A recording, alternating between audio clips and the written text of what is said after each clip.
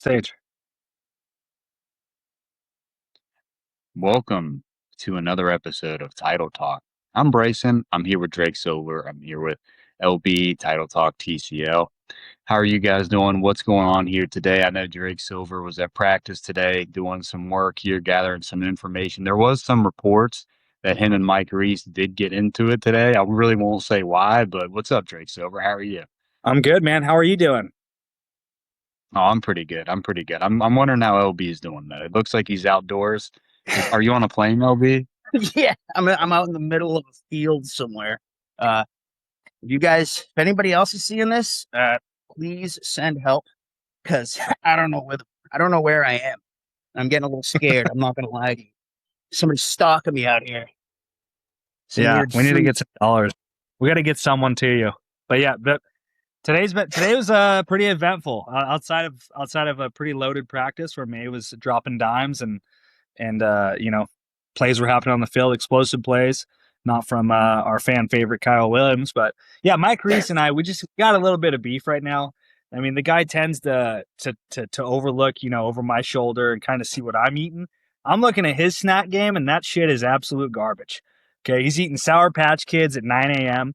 He's in line, he's crushing God knows what, and he has the audacity to look over my shoulder and question my nutrition. It's kind of insane. Um, but yeah, practice was we had a loaded show today at practice, and I'm excited to get into it. Well, that's actually disappointing to see that Mike doesn't have as much protein as he probably needs. I mean, He I needs know more.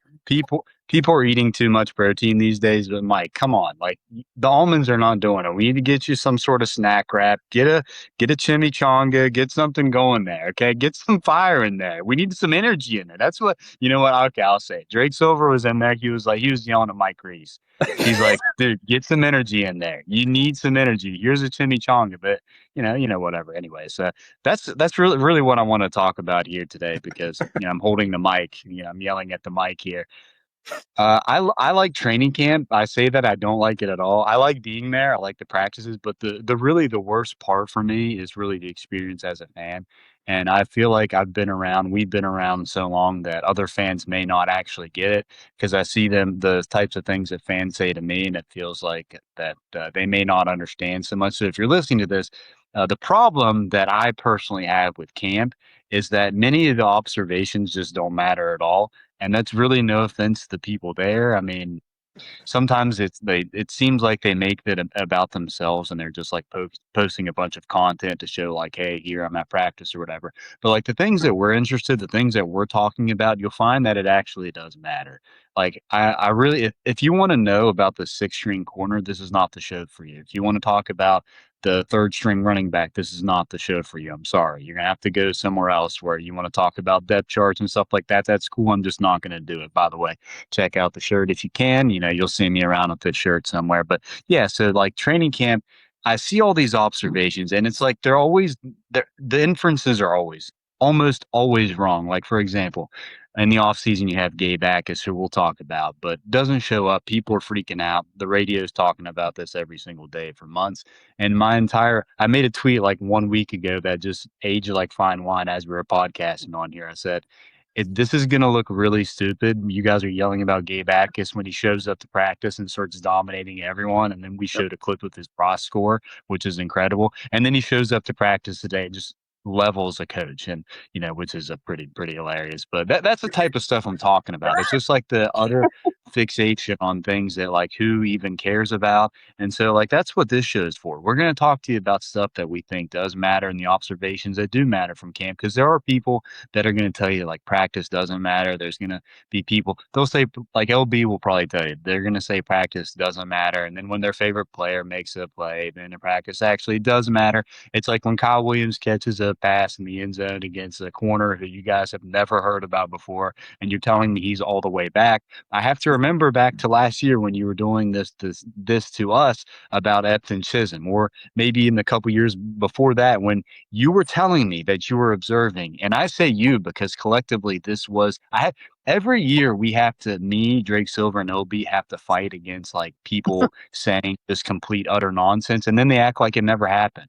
It's like you were telling me that Drake May is not as good as Jacoby Brissett. You were telling me all Sure. this stuff.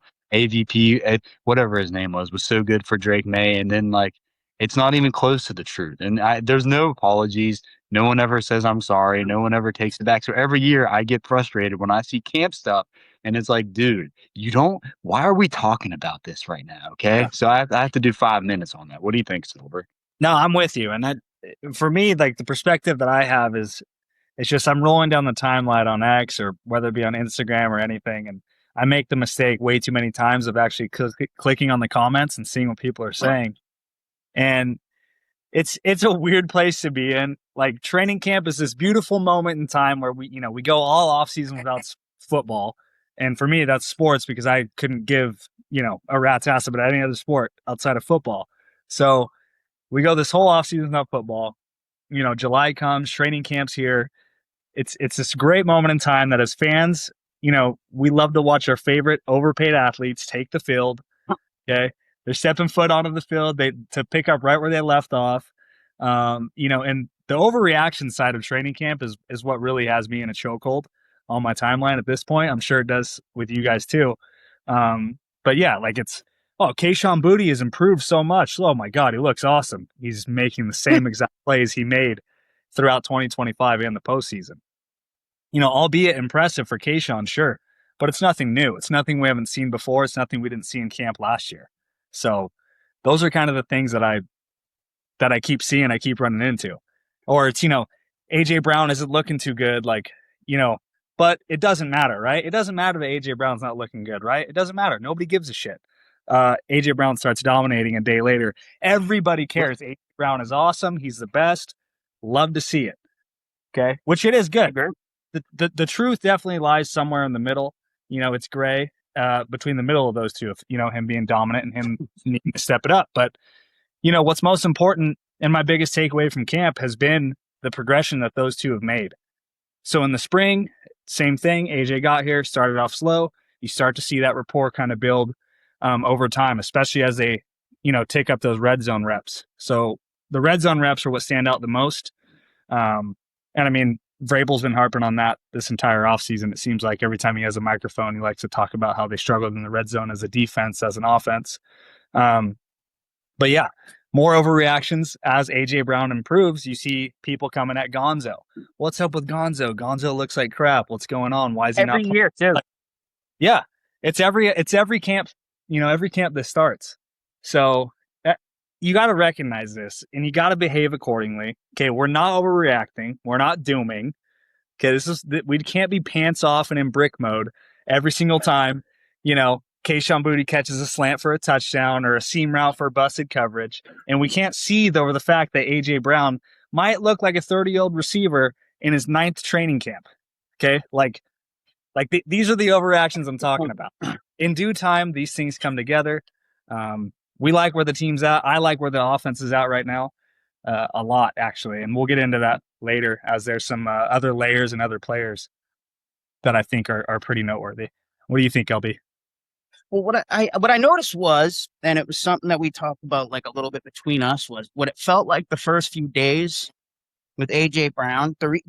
This is why, like, we watch, like, guys like us, we pay attention, unfortunately, every single day, whether that's good or bad. I think it's good because I always say this. I know Bryson says it. You say it, Drake or Jake, whatever, you look for these trends, right? Like if a guy has 2 bad weeks, it's not like a good thing. You know what I mean? You could say, well, it's just training camp, man. Calm down. Who cares? But you see, that's why I get annoyed because then I hate motorcycles so much. Then the next day, you see a guy make a big play and all of a sudden, I told you guys, you're all stupid. You guys are idiots. It's like, this is why we say like every day does matter, because if you want to enjoy it, you have to understand there is like the other side of it, that sometimes things aren't great. The report was Mike Vrabel. I think he was kind of like joking, but AJ Brown said, talking about him like I know him. He said that Vrabel yelled at him a little bit because he had a drop pass. And I can tell you why. And I'm sure Vrabel was just poking at him a little bit. I can tell you why, because sometimes, man, and this, you remember, Vrabel goes back to when AJ was a younger guy in Tennessee. Sometimes there are those guys that do need a little bit of a, like, come on, man, get going. Let's go. Let's go. Let's go. Sure. Let's go. The reason I got on AJ Brown for the second year stuff was Drake Mays get cooked. Oh, he missed the throw. He can't even, look at this. He's not doing anything. And the whole point was like there's very little separation. Does he really miss the throw? He kind of loafs for the football. He kind of goes for the one hand thing. And you can just tell that this is a guy going through the motions a little bit. And when he gets going, when he does finally get going, you're going to see it. And when he gets going, what do you know? Now Dobbs gets going. Now all of a sudden Dobbs is making plays. Pop Douglas is making plays. Because sometimes, man, you do have a guy there that's supposed to be like the alpha, the leader. They were waiting on that from AJ. So I think it was fair to be wondering what's going on a little bit early. But at the same time, I know I had a tweet saying, I'm not worried yet. You shouldn't be worried yet. These things take time. So I think it all matters. This is why we pay attention. Does cornerback 6 matter? That stuff is more Bryson's lane. I know he likes to talk about like who's going to be the third string practice squad fullback this year. It's important stuff, but no, I'm with you, man. The whole overreaction, underreaction. There is a middle ground. You got to find it. You got to look for those little trends. When guys are dominating, you get excited. When guys are stinking it up, you just got to note it. That's all. There is that middle ground. Yeah, I'm with you, man. It's like the camp stuff is just it really does drive me nuts, and I try not to get drove nuts every summer, but every summer I do because there's always a narrative and it's always wrong. It's always extremely wrong. Like I saw this tweet by like Underdog NFL and they were like quoting Andrew Callahan and they were saying that Drake and AJ had a bad day or whatever. And then he commented and was like, that's not what I said. And then they quoted him and they're like, this is what you said. And he was like, yeah. And it's like, dude, yes, you guys do this all the time. All the time. You're constantly making things sound like we're supposed to infer something. And you're like, no, that's not actually what I said. Yes, that's what you said, dude. Absolutely everything. It's just like, I don't like this stuff. And then, but there's little stuff like you'll hear about, like if a guy is practicing with the first team more, if a guy is practicing with the second team more, then you kind of know like the small things you can infer. Like for example, the Patriots trade for AJ Brown. Patriots sign Dobbs. That is going to tell you a little bit about what they think is going to happen with our good friend Kishon Boutte, which is kind of what I wanted to just in the camp talk about. It's like you guys are following these people and they're telling you like Kishon Boutte is increasing his trade stock. They're telling you like the team is thinking more of Kishon Boutte because he caught a couple passes in practice. It's like, guys, do you really think that after practice they're getting together and they're like, dude, wait. Hey, Elliot, phone down, hang up now. Okay, yeah, that trade offer for Booty. Did you see him today? Oh yeah, you saw him today. Yeah, he was awesome. We're not trading him actually. So practice That's does not. matter. Yeah. Like the to them though, it's like they kind of know what's going on. We know less of what's going on. That's why we're a little bit more invested in the practices. They all you guys, we've played sports. They know who's going to stink and who's not. They're just simply there. It's not like they're surprised when Gabe Akis is like just throwing people around, right? They're not surprised when Drake May is awesome. There's usually no surprises at all to them. But to the fan that's not around them, there are going to be surprises. There are going to be information that they don't know. But stuff like that, like Kishon Boutte. And I said this, we all know that, but I said this about how the Patriots were going to trade Kishon Boutte. Comes out that he did request a trade, which we have been saying that for literally months, by the way. So if you listen to the podcast, you're always going to know this stuff because almost always we can connect this stuff in ways that other people are just not even connecting. Sometimes without the information, it's like you see the writing on the wall. You have AJ, you have Dobbs, right? We all talk about this stuff. And then I've been thinking, and we like Booty, and actually he does look like maybe he's lost some weight, it looks like. Maybe he's a little bit more in shape in his contract here. It's what I was thinking, maybe a little bit. I saw it in his neck a little bit. And I was thinking, it got me thinking, like, I know that he's probably going to be traded, but if he's not, I started thinking about the cool thing would actually be to even they're paying Dobbs like he's an outside wide receiver, but he did play inside I think like 20% of the time. If they just maybe they're going to be a little bit slower maybe, but if they just went Booty, Dobbs, AJ Brown, and their 11 personnel. And then, Ramondre Stevens, and then someone else we're going to talk about, Henry or Raridon. I just think, especially Raridon, the athleticism that looks like he's given out there, which is awesome. I just think that this is the line. This is the thing that you do if you want to win a Super Bowl. You just keep him and be like, you know what? I know he wants to trade, but we want to win a Super Bowl, but they're probably going to do right by him. What do you guys think about that? Yeah, I mean, they I'll let probably Mia will go first, end but up. I hope you're right. No, I do. I hope you're right too. Like, you can never have too many good football players. The only time it becomes an issue is when you start to see that guy sour on the team or sour on the coach, and that doesn't look to be the case so far with Booty. I mean, he's Great been point. persistent that he wants to get traded, but at the same time, I think we touched on this a little bit last week with Luke. If Kayshon Booty, ends up getting traded at the cutdown date, kind of like the reporting is indicating, and kind of like Kayshon and his agent have been pushing for a while. What is he really going to get? Beyond being in New England, is he going to another team to be their number 2 targeted receiver, their third most productive player on offense? Probably not. Like, whatever team gets him, they're going to have to install him immediately and say, hey, this is our guy. We're targeting this guy for this. And if right now you're not targeting that guy for that reason, you're not going to target him at the cutdown date for the same reason. So I think that, is certainly a factor to it.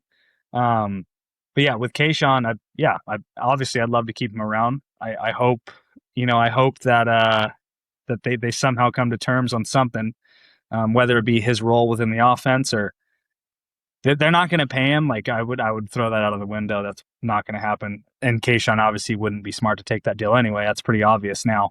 But yeah, I would, like you said, I would love to see him here as a part of, their offense. And maybe it's later into the season that he starts to stir up a little bit of crap with the team, with the front office, with Vrabel. Maybe he does sour on them a little bit. Maybe they sour on him more. Maybe his production's not there. So maybe that trade gets revisited, at the trade deadline. But like Bryson said, Super Bowl teams don't do that. Super Bowl teams, they like to keep good players. And if Vrabel is this culture, demon that he's paid, his salary is paying him to do, and I'm not trying to sign on to Vrabel and make fun of him, but if you're this culture demon, you should really hone in on this, right? Kayshon Booty's lack of targets and usage shouldn't be weighing the team down. So Kayshon Booty as a Patriot, as a depth target, as a role player, whatever it may be, potentially a starter, against certain personnel. So yeah, I would appreciate the same. I would hope that they would find a way to keep him here. Of course. I mean, listen, like, I don't know. I know people think we sound ridiculous if we mention it's funny, like, cause it went from like where Tom Brady sucks to now, like, you can't even compare anything to any year that ever involved Tom Brady. But think of the 2007 Patriots, man. We didn't say, I'm worried about how many targets Dante Stallworth is going to get. We're like, holy shit, they're going to go crazy. They have so many guys. Like, and it's been so long since, as a Patriots fan, since we really felt like we had like actual depth. We always had like meme depth or like hope. Like it was coping. Like it was always just like Patriots hopium. Like Javon Baker, man. If this guy can play, and I think he can play, if this guy can do what I think he can do, they have a really good wide receiver depth. And with Pop Douglas, how good Pop Douglas I think can be, and like going in years past, of course. These guys were like guys that maybe you had to rely on. This year, we're talking Kayshon Booty, we're talking AJ Brown, we're talking Pop Douglas, we're talking, we're now we got guys that are further down the depth chart that we're seeing like, man, I really hope Kyle Williams. If Kyle Williams can be a player, they have crazy depth. And like, it actually feels like normal depth. So of course the Patriots can't just have normal depth at wide receiver without it being like such a thing. You know what I mean? Like, dude, why can't it just be normal? Like, why can't we just enjoy this? I don't think they're going to pay him. I just don't think it's going to happen. I don't think it really makes sense for either side, but like, it does make sense for the Patriots to want him to be here, to play here. And I think Via nailed it. If he's not sour and he's just happy and he's cool with his role. I mean, look, say he puts up numbers like last year, like, Bryson pulled it the other day. It's like 500 something yards, like 38 catches, good yards per catch, quite a few touchdowns. Mm-hmm. Like if he's doing that again this year, is he still happy? Is he okay with it? Does he expect more than that? Because I mean, he's also had a few injuries here and there, but Yeah, man. I mean, it comes down to how it does. If Booty is willing to stick it out and be a soldier, be a cool dude like he has been, because really he hasn't said anything bad to the media. He said all the right things. Then yeah, make it work, man. I'd rather go into the season with like actual wide receiver depth and not like preying on guys that we pretty much know probably won't make the plays that they need. Yeah. Mosquito. Yeah, no, I agree, man. I agree. And I don't know, I kind of wanted to get into this because, as you talk about keeping Kayshon Boutte around, I think Bryson laid this out not too long ago. But, you look at your top 3 wide receivers of the position, when they're in that 11 personnel or whatever they choose to kind of get into. I think Boutte is probably best suited to be a part of that in some capacity, primarily Absolutely. as a Z or perimeter receiver. Yeah, boundary guy. So does it lack speed? It does. You're not going to have maybe the ideal amount of twitchiness that you would want on display in 11 personnel, but like what are we going to put a guy in there who has no fucking clue what he's doing? Like, is Kyle Williams going to go in there? Like, if that's what you want, that's going to come with its challenges. So, yeah, like once again, it's just, you're displaying with Demario Douglas, you have that same thing. You have he's displaying that same twitchiness and really surefire hands throughout camp. Like today, he had a couple of good plays. Yesterday, he made several really good plays in the 2-on-2 high red zone, low red zone areas, which I saw you tweet about LB earlier. Yeah, But, dude. I mean, some of those plays he made were fantastic, and like they didn't even get talked about because everybody's talking about these other guys. I mean, and now Dobbs is starting to make some plays too. So I mean, you got like an actual. And Mac Hollins, I'm sorry, people have gotten on Mac Hollins a little, but like he was one of the only guys that showed up for May in those last few games, dude. Against Denver, he made the big receptions. The Super Bowl, he had the 90. He had the big plays, like I think like 90 yards, whatever it was. I know Via sometimes moves, but I'm with you, man. I mean, I don't know. I'm kind of like loving that they might have depth this year. And then, like Bryson mentioned, Raridon, this guy is going to be like the player that we think he might be, dude. Like, just go for it. Go for it, dude. Like, Drake May's contract is coming up, and it's not going to get cheaper going in forward. And honestly, we don't want it to get cheaper. We want it to be the next biggest contract ever because that means the guy's balling out. Yeah. And that's my kind of thing. Like, as much harping as we're going to have about speed on the field, as often the case, as Pats fans, offense and defense, if you're going to harp about speed on the field, why are we keeping Hunter Henry on it? Why not get a guy who has some fluidity? That's another good depth piece too, truthfully. But that's not the worst backup tight. If Raridon's as good as we think he is, and now you're relying on Henry, sometimes that's still okay with me. Absolutely, man. And then you throw in Douglas there with, who made a really a bevy of clutch plays last year. He had his low moments too, but I think the staff would be smart to recognize the skill group that they have, the potential weaponry that they have, and I just hope that it lessens the impact of guys like Reggie Gilliam and the news circles behind Bill Campbell, like the run the ball, dude, like the run the ball shit. It puts me to sleep. I know it puts you other listeners to sleep. So, like, that's just we want the fullback, dude. Yeah. I like what you guys say about Kyle Williams, and I feel bad because I think I think actually all of us were like the OG Kyle Williams people. We're like, for sure, he's really fast. He's got not that much size on him, but he's big enough. He can do it. And then all year, I would go on these podcasts and everyone asked me about Kyle Williams. And I was like, dude, Drake doesn't trust him. You can see it because there'll be plays where he's streaking downfield and May is not looking his way because he doesn't even think he's going to be there, or whatever. And then we had the same thing with this year. And like Nate Tice said, is actually you really do want to have him out there. And is it really like people complicate offenses like they're the hardest thing of all time? It's not really that complicated. And how complicated is it to just tell Kyle Williams that he's going to be like a deep threat sacrifice that's going to get the ball everywhere? You hate to say this, but it's a little bit different when you have Brady, right? When you have May, you actually do need to guard every single route that's downfield. You actually have to do that. And maybe it's just he comes in there and everyone knows what he's going to do. Same thing with Booty, right? Booty doesn't run like a tremendous route tree, and yet he's getting open all the time. And Mhm. Drake May a lot of times is throwing them open. So I really do understand where the Kyle Williams people are coming from. I just, especially what we saw in May, there was that report that they're running the wrong route. He was running the wrong route and all this stuff. And there's the chemistry we have yet to see the Drake May to Kyle Williams chemistry. We still have not seen it yet. I'm interested to see it when the joints come in. When the joints come in, that's when you really figure out who the quarterback is trusting. And I would say right now, if we were going to have to go down the list, and Patriots fans are going to hate you for this, but it's like Drake is going to go to AJ Brown. He's probably he's I don't even know if he's going to go Dobbs right now, but it's probably going to be something like Mac Hollins, Booty, guys like that are way over Kyle Williams right now. So where is Yep. he? Even Pop Douglas, I think Drake is going to go to these guys a little bit more. So that's a problem you see with, Drake May and these other wide receivers. Now we have a smart aleck in the chat, so we might have to block him. And it's our good friend Brett who says Drake Silver has lost some weight. He's a GLP-1 guy. No, I'm actually training him. I've actually been training him. We've been set maxing. So Ugh. I've had him. I've actually had him.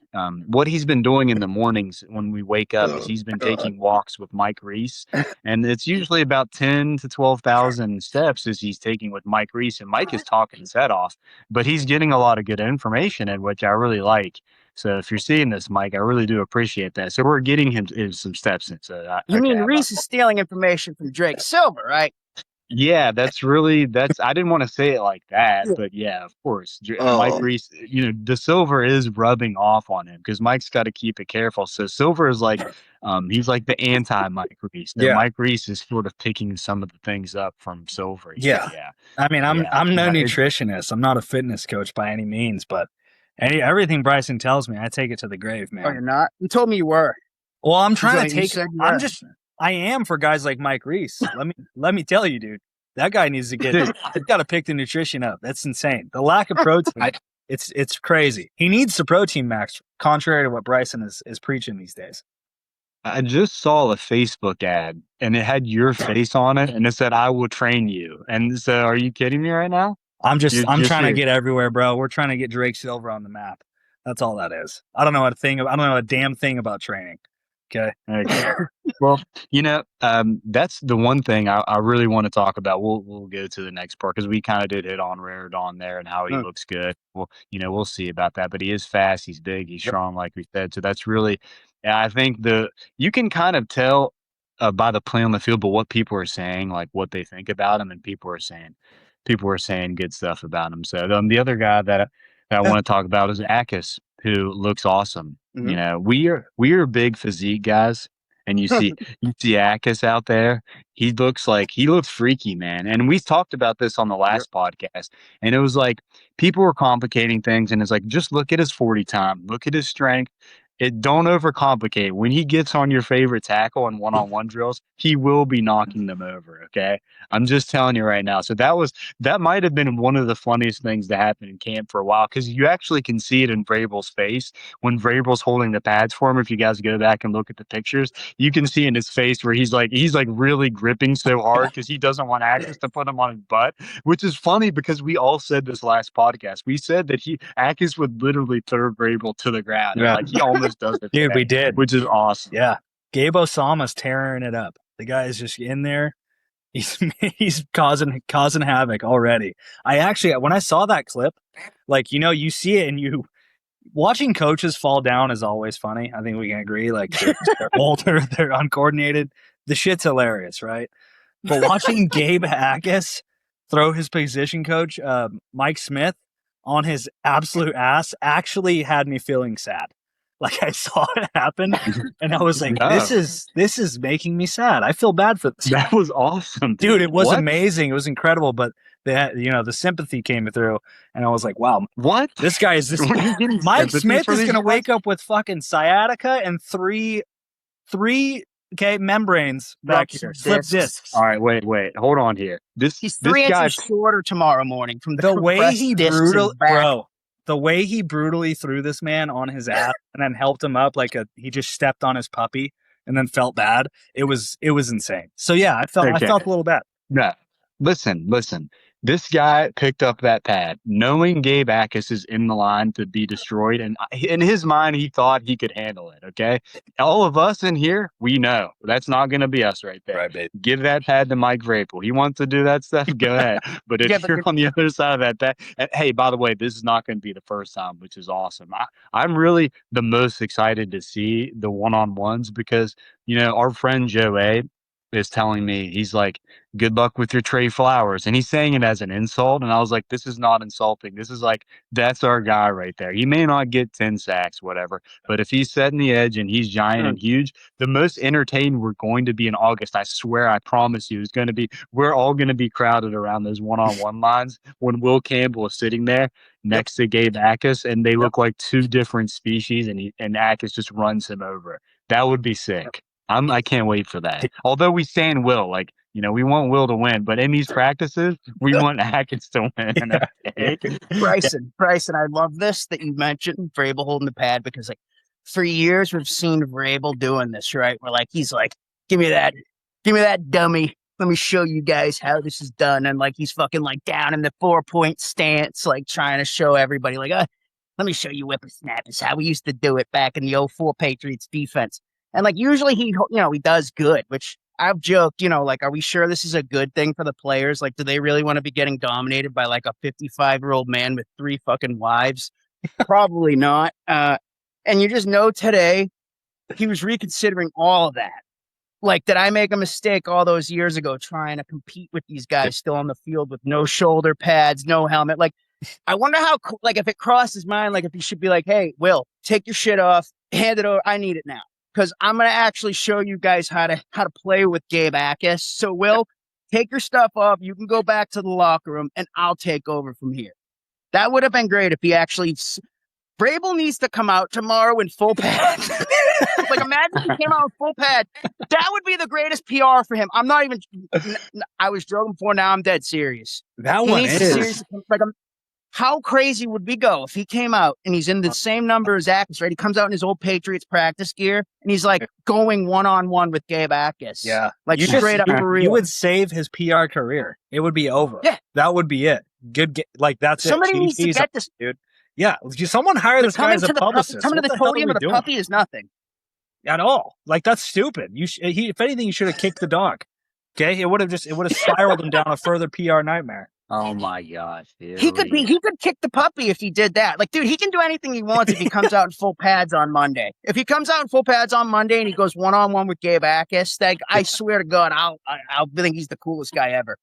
He'd probably do it if he knew that everybody would go this ape shit over it too. Absolutely. Mike Smith needs some good advice, and you guys will resonate with this because you played football. But my first year playing football, the biggest, like, I was in the fullback line because I was kind of bigger but really not fast. So obviously you're a fullback, right? And so the other guys that were fullbacks were like the kid that benched 250 pounds in 8th grade, and the other one was like some 6'4" Chad that power cleaned 385. So these are like huge guys. So the giant guy that benched 250 in 8th grade looks at me. He's like, dude, Bryson's about to have some problems in this line because we're doing the same thing that he's doing. We're doing the pad holding. You switch, someone holds the pads, and the other person hits the pads. He was like, listen, when the jacked senior takes a shot at you when you have the pad, take one step back. It will absorb the blow. You won't fall over. Okay, so I'm like, all right, that's really good. So it actually really did help me. Oh yeah, it is. So I hated it. It was the worst. When I saw Mike Smith like do that, I was like, dude, he didn't follow the bro rules. You gotta hold that pad. You gotta take a step back. You gotta absorb the contact. Funny enough, I will say this just to make fun of myself, but I didn't do it the first time, and I got hit so hard that my cleats fell off. And the coach looked at me, and he was like, all he said was, Bryson, lace your shoes up. And then I just got back in line. So I respect it though. Yeah, but you see, as a coach, I would respect that. I would be like, dude, you know what? I like the fact that you took that shit like a man. No more swears. I'm my quote. I didn't. LB, what does when they all huddle after the practice? What does everyone look at Mike Smith and go like, "Dude, you got messed up today. There's no way you can hold bad practice again." Is there? There's got to be a conversation about that. Bryson, the funniest part too is if you watch, it looks like Akis like slows up, like he's like, "Oh my god, I just killed a man. I just killed my coach. Yeah. I just killed my position coach. How do I ever what do I do now? Like where do we go from here?" Yeah, he's a literal freight train. Like, so if you can take a step back and try to absorb it, the train's still going. This is Gabe Osama, okay? This guy's going to destroy whatever is in his path. And you guys lift. You guys know that him bench pressing that weight is legit, dude. His spotter is perfect. His spotter does not touch the bar at any point. But his spotter's also very aware this is 500 pounds. So, like, you got to be alert because if this doesn't go the way, you know what I mean? It could go bad. His spot is perfect. Yeah. His form is flawless. And he's really benching it. Like, it's not like a fake 500. No, it was like he could rep that. He could rep that easily. And they say he's only, 255 pounds? There's no shot. He's got to be he's just strong as shit. Like, he's just really strong, man. Yeah, he's a beast. It reminded me of the Sean Oakman meme. He's not as tall as Oakman, but dude, like, he looks like he's intimidating like that. Yeah. Just broad, thick dude with absolute power. Yep. Yeah, I can't wait for Will Campbell and Gabe Backus one-on-ones. It's just going to be so Let's good. Be for real, though. I won't get into. Did they have any reps versus the line today like that? I don't think they did. No, right? they didn't. There weren't like any live reps between the D line and. They did have some one-on-ones, and they did have like Lawrence Guy actually touched on this on Julian Edelman's podcast. Like when they go 11 on 11, they're hardly going they're going like 70. Yeah, exactly. So, and that actually ties into something else that we'll probably get into in a minute. But yeah, no, they didn't. And Gabe Backus wasn't really participating like that. He was really just doing the individual circuit drills that they do. He didn't get any 11 on 11 or one-on-one reps. Okay. But he did what you want him to do, right? Absolutely. What more can you ask for? He put assistant coach Mike Smith on his ass cheeks. So bad that it had Jake feeling bad. Jake felt worse for this guy than I'm not but he felt bad. Mike Smith looked like a puppy who just his owner just stepped on its foot. He looked at him, looked up at him and was probably teary-eyed. He was a little bit sad. So I'm telling the you draft guys. pick was a success going forward. It's already a W, and that's that. Well, I think Bryson can talk about this, but as the original Gabe Osama, all otherwise known as Gabe Backus stands, we definitely are. This is pure vindication on our behalf, because for how many months were these overreactions? Again, theme of the pod: overreactions. How many months of overreactions did we get about Gabe Backus, Bryson? How much? How much of this defending did you have to do for our boy Gabe Osama? Oh, I mean, a lot. I actually sent him a message and I was like, dude, I can't wait to see you at camp the first day. And then he just said, he must have, honestly, he did like my message. So he probably was like, you know what? This one's for Bryson Rubin. I'm going to go out there and I'm just going to absolutely annihilate this coach. And then this crazy guy on this podcast is just going to hurt this human being for Bryson. Yeah, I mean, I think really that was it. I did tweet him the other day though, and I was like, "Hey, love you. Go really hard against Will Campbell, but take it easy against Caleb Lomo." Who was the guy you used to do this to? Was it? It was Trent Brown, right? Yeah. But I feel like there was one other guy that you used to stand wicked hard. Oh, Isaiah Wynn, yeah. Who was? I'm sorry. Isaiah Wynn. Oh, Isaiah Wynn. Yes, that was the one. You used to make the heart things, pictures. Yeah, you did. Yeah, those guys did not like best guard in Patriots football history, by the way. They did not like Isaiah Wynn, dude. That's right. That just took me back, man. That's my favorite thing to do. I think that's our favorite thing to do. We like to know where it's underrated, and we pick up on the roster and we just start standing these guys to death. And then they like our tweets, they message us. So I really do enjoy that. We can get on the ground floor with Gabe Backus, and he's like, you know what? I'm 22 years old, 23 years old. I'm having the best time of my life. And my agent is telling me I need to hold out of this contract. And suddenly everyone in New England hates me. But there's these three guys that actually like me a lot, and they like me more than anyone. So I'm going to message them every single day. And when I hit when I go against Caleb Lono, I'm actually going to think twice because I don't have many fans around here. So, that's what you get on the ground for, and that way you can plant your flag, Oh. and Gabe Akis will then he'll be with it because he's listened to our friend Savage Boston, who every week is like, he's like, dude, I don't know. I don't know. I don't know, guys. It's a mess. It's a mess. I don't know. I It's never like, even oh, wait, got it. calm down a little. Nobody knew what was going on. You don't know what is going on with this, and yet people are like mad. It's like I was so confused. Like usually I'm like the first one that's like trying to like figure. I'm like thinking like I'm so smart figuring this out. This whole thing I was just like, wait, what? Yeah. What did he do? Yeah. Oh, he wants to get paid money? Hey. Really? Yeah. I like to do everything for free. Right. We drew our line in the sand very quick on this topic. Like back in May, I think it was that middle of May when they were kind of getting into this stuff as they went into to June into the rookie minicamp. We said it here, like this is what's happening. It's contract language. He wants a certain amount of injury guaranteed money. If anything, it's like, hey, what are you guys doing? What the fuck's the front office doing? You're going to shell out all this money for these guys, but you can't give Gabe back his $50,000 because of an injury that he probably suffered maybe during the combine, maybe shortly after at a pro day or something like that potentially went undetected. We really don't know anything. When did it happen? Do you guys know anything about when it happened? I think we can tell you exactly what happened because I've said this over the course of months. I think they got into some contract problem, and Gabe decided that he was going to have a non a non like he didn't need to have it, but he was going to have a knee scope or something not like that structural could have surgery. waited. Yeah, something he really didn't need, but so he got like a knee scope, which is as evidence as, and then people were leaking like he couldn't practice medically. Maybe he wouldn't have cleared. People were saying this, and I was like, dude, I'm almost positive he just got a knee scope, and that's literally it. And he was at practice today, looking just fine. And that's the best part that you're saying. It's like no one wants to be like, so what's going on with the team? Like they had this absolute Chad at edge, and they don't have any edges at all, and they're just messing around with them. Like, what is that about? I saw Jeff Matt make an interesting point, and I don't know if he was being like a wise guy or like being a little trolley poly or what. But he mentioned that that maybe Mike Vrabel was a little bit distracted this offseason. He actually said this on the timeline, so I don't feel like I'm like saying anything I should. You know what I mean? Like he was wondering if he was distracted and like the front office was distracted and all these things were going on, that this kind of all just slipped under the radar more than it should have, and it became a thing.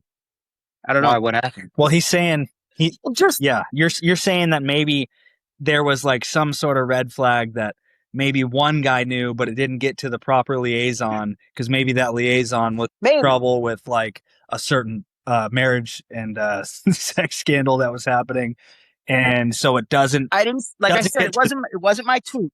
Right? It was Jeff Matt's tweet. So I like the theory. I appreciate that. This is very YouTube, circa 2008 conspiracy theory vibes, but I'm for it actually. I actually appreciate that he went there.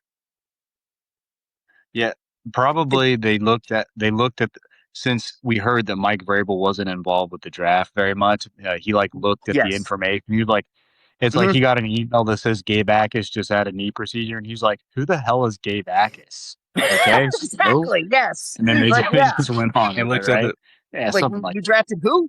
Where's he from? Is that even a real college? Gabe Jackus? I've never heard of Illinois. What's Illinois? Is that a state? Mike, are you okay? What are you talking about? You've never heard of Illinois? No, what's Illinois? Who is she? Is she a beat reporter? Oh, another one. I'm just kidding. Another one. Okay. Yes. Dude, there's a lot of beat reporters, it looks like. I'm not gonna lie to you guys. I know. Drake Silver just popped up. Work. Jake Silver popped up on the scene out of nowhere, man. Yeah, I mean, we're going to be, when we're at camp in August, we're going to be keeping our eye out because we don't want any of those disgusting but very nice people looking at us. Okay. We want just appreciate from away. We don't want anything that you're part of. This is a wholesome podcast with wholesome men. We don't need any of that. We don't need any of that. Okay. We're staying away from that. This is why right. we knew Kay Adams probably wouldn't be able to contain herself and keep composure, so we decided to go the weeks after her appearance. We knew this was happening today. Yep. We're like, we're not going to go there. We don't need the distractions. Okay, God knows what. Yeah, like people say stuff like, "Oh, this TCL guy, he doesn't get chicks because he's a loser," and it's like, no, I choose not to. All right, I'm above that sort of thing. Yeah, I'm very wholesome. I agree. This guy doesn't get chicks. He must not have any riz. No, that's that. It's the opposite. I have too much riz. I can't control myself, so I have to do none of it. Can't handle like an alcoholic. You can't have any of it. Yep. Yeah. You can't even have one drop. Poetic. I love it. He's like, I don't know what's going on now. No, we're completely on track. This is like when we outlined the podcast, this was exactly what we had in it. So I'm glad this is where we're at. Yeah. We do have some Eagles fans that are commenting, which I like them a lot. They're nice.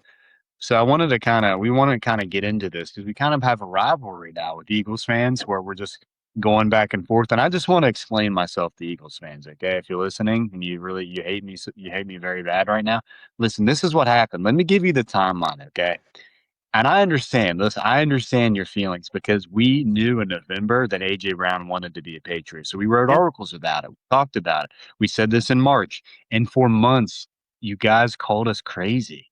You guys were tweeting us nonstop. Someone just told me that no Eagles fan thought that AJ Brown wouldn't get traded. And I was like, dude, that's all they ever said to us. We were getting obliterated by Eagles fans saying that AJ Brown wouldn't be a Patriot. And then finally he becomes a Patriot, and then they were in the denial session. Now they're coping, now they're grieving, whatever. And now they're in this weird session where they're slowing down Patriots practice tape to make it look like AJ Brown isn't absolutely dominating. Like that first practice when they were like 1 for 7, he was just like people were like, "Oh, look, AJ Brown stinks, ha ha ha." And like now that AJ Brown is cooking and we're giving it back to them, they're like, "No, you're obsessed." And it's like, no, actually, it goes this way.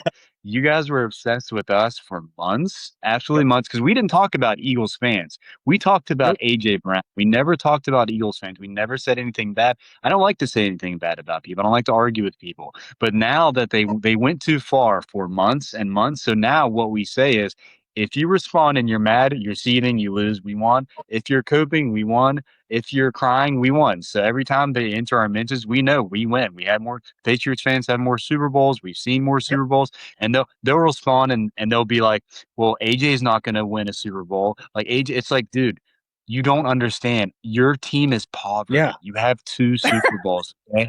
You have 2 Super Bowls. We have an all pro quarterback. And by the way, not one, this is gonna hurt your feelings to hear, but it's true, I promise you. Not one GM in the entire NFL would trade Drake May for Jalen Hurts. Not one. Not a single one of them would. Not even Howie. If they offered Drake May for Jalen Hurts right now, Howie Roseman would be like, "What do you mean? Let's get him on the flight right now." They would immediately trade him. So you're delusional about that, okay? AJ Brown is now a Patriot. And now every time he makes a play, you're gonna think about us. And before we would have been fine. We would have moved on. We would have never said anything about you again. But since you couldn't seem to like not enter our mentions. Now every time we're just gonna do it. We're like, check this out, Eagles fans, and you're gonna be mad about it. So you have 2 choices about this. You can either like whine about it and then cope, seethe, cry, and you lose and we win, so you lose, or you just ignore it and then eventually we stop. It just stops eventually. We'll stop doing that. And it'll be back to AJ Brown because my thought really the whole time was I was confused. And I've seen this from some reasonable Eagles fans because my take was always like you got AJ Brown. He was awesome. You won a Super Bowl. I think you went to 2 Super Bowls. You had an awesome time with AJ Brown. And yeah, it ended a little weird, but he's still like a Hall of Fame Eagles player. Hall of Fame type players for the Eagles. So why burn that bridge with him? And now you've totally burned the bridge with him. Now he's like he wants nothing to do with you. Burned this bridge with this player that's awesome, an all-time player that's awesome, all because like your feelings were hurt. You could have just took for what it's worth. Look, Wes Welker left the Patriots, and yeah, we were mad, but I mean, I don't recall being that mad. Like, I don't recall being like Broncos fans highlights about. Do you guys remember? It was way back in the day, but I don't remember any of that. I remember being mad, but not like this. They like are denying this. They're like, we're not crazy. You're crazy. You're obsessed with us. No, you were obsessed with us. So now we are obsessed with you. So every time AJ Brown scores a touchdown, you're getting the quote. And you can search our tweets and say, hey, look how many times he said Eagles fans in the last 24 hours, and we just won't care. We'll be like, yeah, exactly. It should be more, actually. It should be more, Yeah. actually. No, well said. I know it's Drake's going to talk, but you're right. They did start this whole thing. They started it. Go ahead, Drake Silver. Sorry, I just had to say that. They did start it, Bryson's right. Oh, no, they did. And honestly, like, as Bryson's going on, the Eagles fans, buckle up, dude. Buckle up. The worst thing you can say and the dumbest thing you can say is AJ Brown will never win a Super Bowl with the Patriots. But did we forget about AJ Brown immediately winning a Super Bowl with the Eagles and going on Instagram being basically like, fuck this team, actually? I know I just won a Super Bowl. These fans blow. This quarterback, not that good. I make him look pretty fucking awesome, and they won't give me a raise anyway as is. So before you want to get into that battle, just realize minutes after this guy won his Super Bowl, he was like, I want the fuck out of here. So take that to bed with you. Sleep on that. Dude, Jets fans said Revis will never win a Super Bowl with the Patriots. Like, Darrell Revis will never get a ring. Yeah. I'm like, okay, man. I mean, he did. Like, what if AJ's here 1 year and it immediately bombs, but they win a Super Bowl? I don't care. It'll be worth it completely. Yeah. Like, literally, it would be worth it. They really did start the whole thing, man. Like you said, like we were just saying, you actually were like the first one to really be pushing this last season about Brown coming to New England, and it did actually happen. We all pretty much just kept talking about how it's going to happen, and then it happened. They've been hating, like you said. So they're the one. They're really the. But we actually really haven't been talking about like Patriots fans, right? With this whole practice mattering or not mattering thing. It's really been the Eagles fans because like for those first 3 days, it was like, this dude is washed. He sucks. He blows. He's going to suck. I had that thing where people said like I was just coping because I said I wasn't worried, even though I monitor practices like we all do. And we do pay attention every day to just see what's going on. We said, I'm not worried about AJ Brown and Drake May. If they're still sucking at the end of August, yeah, maybe I'll have some concerns. Right now, I don't. And wouldn't you know it, 2 days later, they're dominating, they're owning. And these guys are like you said, they have to slow down the film to be like, look, you didn't even actually catch it. Or how about like the fact that they completely took that thing seriously where people were posting like random guys were number one scoring plays in practice. They're like, you guys are so dumb. It's like, you guys just don't get anything, man. Like, you guys are no fun. Like, it's kind of just not that fun. Like, there's fan bases that you can beef with, and it's kind of fun. It's almost like not even that fun. Like, it's stupid. No, listen, dude. AJ Brown foot was out. His foot was out. AJ Brown foot out. Did you see? I slowed it down. His foot was out. What difference does it make? You said practice doesn't matter. Like, I mean, what are we talking about? All I know is practice. If practice matters, Jalen Hurts has 0 touchdowns in every practice he's ever had this year. That is true. And under 250 yards passing on 36 completions. That's like record setting. Okay. Yeah. Oh man, that's crazy. Wait a minute. He's not a receiver, a running back? No touchdowns? Yeah. Wait. Didn't Drake May have like 4 touchdowns to AJ Brown yesterday? Yes, sir. He sure did. He sure did. Oh, okay. Well, I guess if you don't count the one with the foot on the line, that's 3. So we'll take 1. So Jalen Hurts has 0. Oh, that's crazy. You can have that one. Wait a minute. Are touchdowns the thing that help? I think so. Do you win by guys don't? Yeah. Also, it's just so funny. Like, practice went from not mattering to like now. No, it went from like mattering for Eagles fans. It went from mattering to not mattering. Now, by the way, they did this whole thing. They didn't just talk about AJ Brown. They've been talking so much crap about Drake May for months, like things that had nothing to do with them. I could pull one. I had like one like months ago. It was just like about Drake May, like something like maybe like, oh, he's going to redeem himself, a picture of the Super Bowl. And they like all pulled up like his stats and they were all talking crap. It's like, nobody even mentioned anything about you guys. And you guys have turned on Drake May to hate Drake May just because of AJ Brown. Like, I don't even care about that stuff like that. Like, who does that? It's just weird, right? It is kind of odd. I think it is. It's super weird. And not to like change the topic, which you know what I'm going to do. But like when they get into it, you know, these practices, we look at these practices as if they're, you know, the gospel, as everything they're doing is who they are. What they're doing is what they're going to be this year. Whereas like Gonzalez, like May, often has training camps that start slow.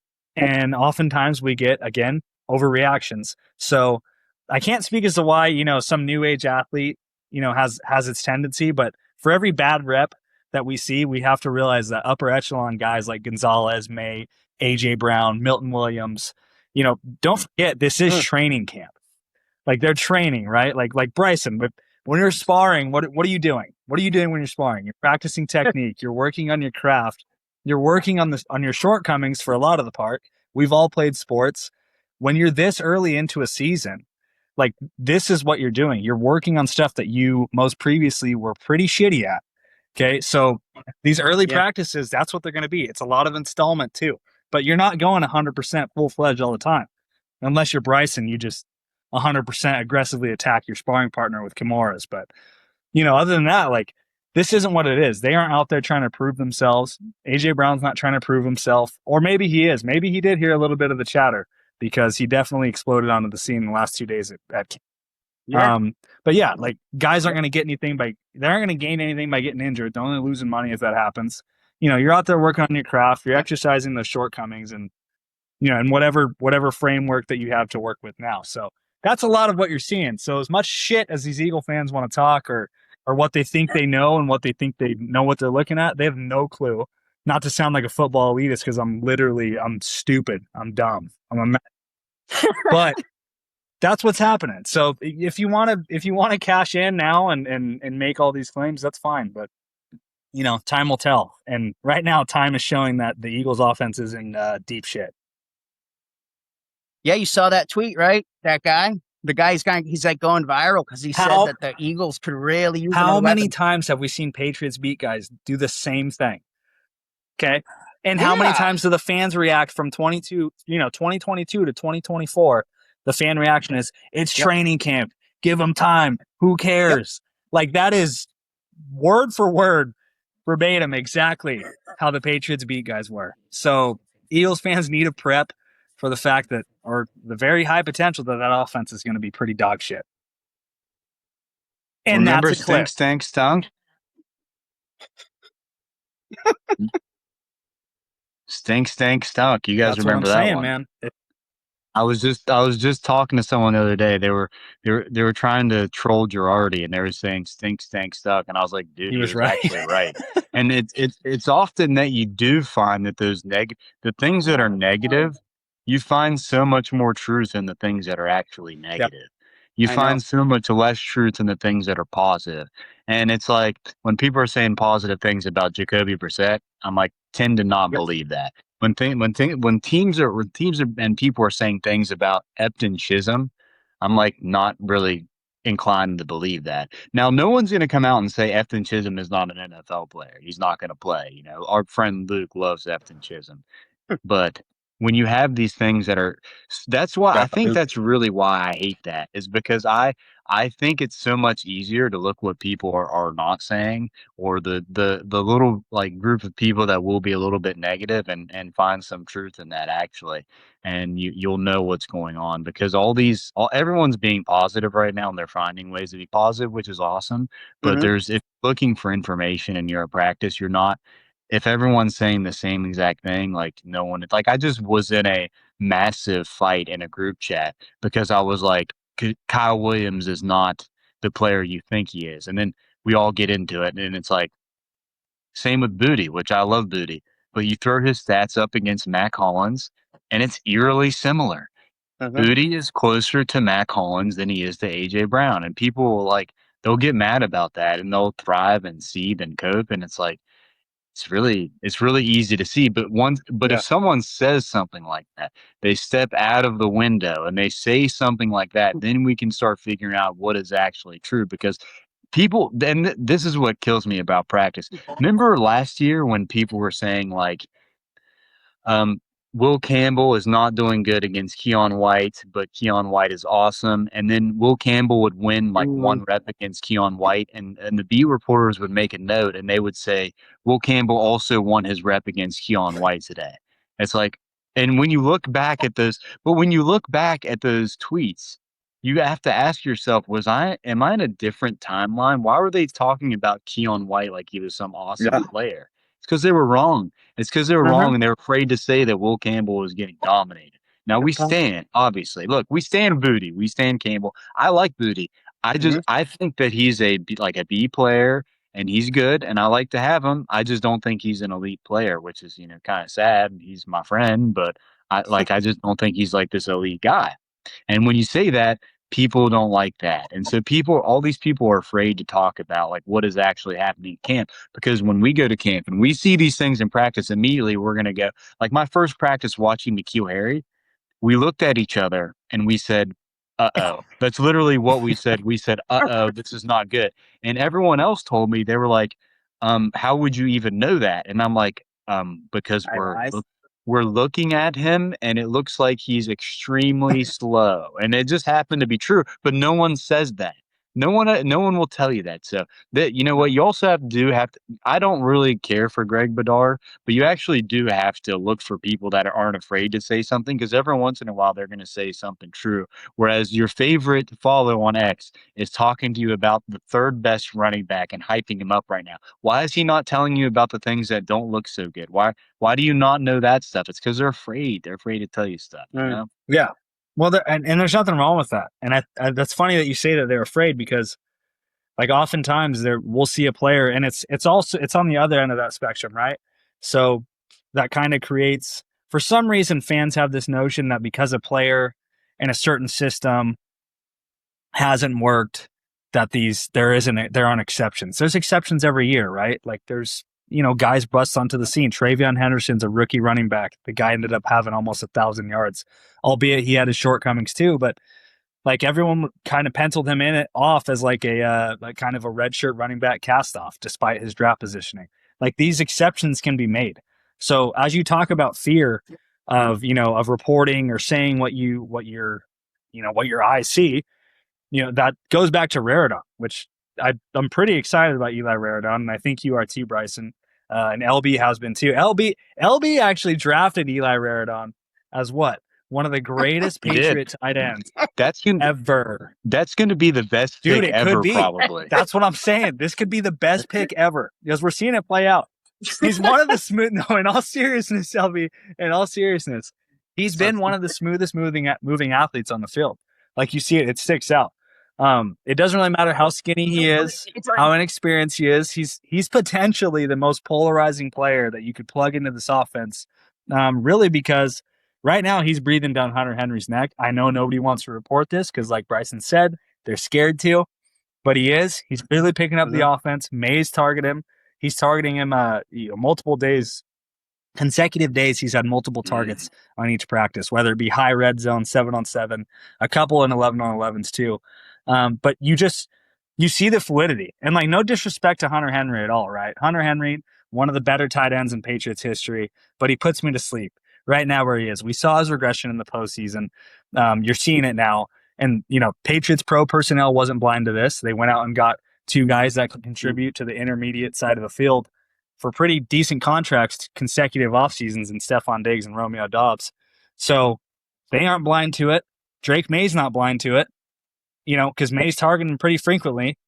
And they invested a relatively high asset in Raridon, albeit a third rounder. But, instead of being scared to see this guy for who he is as a guy who can really move with fluidity and some speed and has some really good size too, with Eli Raridon, like, instead of dismissing the idea that this rookie tight end can't contribute right away, because it hasn't been done before, McDaniels would never play a kid this early, dude. It would just never. It would never get a kid this early at tight end in Josh McDaniels offense. Don't let your brain negate what your eyes can see, and that's Raridon can play. To speak to defend Bryson here a little bit, because like you said, his friend with Tayshaun Booty. it's like, listen, like Eric Burkow, right? Like we all love him. I don't want him catching passes from Drake May. You know, as a matter of fact, I'm pretty sure there would probably be a crime there if he was to catch a pass from Drake May and to take a hit from an NFL player. I think somebody would be arrested. That's just, it There's wouldn't be potential. okay. You know, like you can be, yeah, you can be friends with a lot of people. Like, do you guys want me to go out there and play center for Drake May? I do, because it would be awesome to have like his hands, you know, like right there. It would be a really cool thing for me, but I don't think it would be cool for him for a lot of reasons. It would probably be disgusting. You know, it'd be like, this guy doesn't do anything, you know, like he just snaps the football and he gets run over. And he seems to be enjoying this a little too much, and it's really starting to bother me. I'm uncomfortable. And they would have to bring in Patriots human resources, you know, and it would be a whole thing, and it would be, you know, Trust me. it just wouldn't be good for anybody.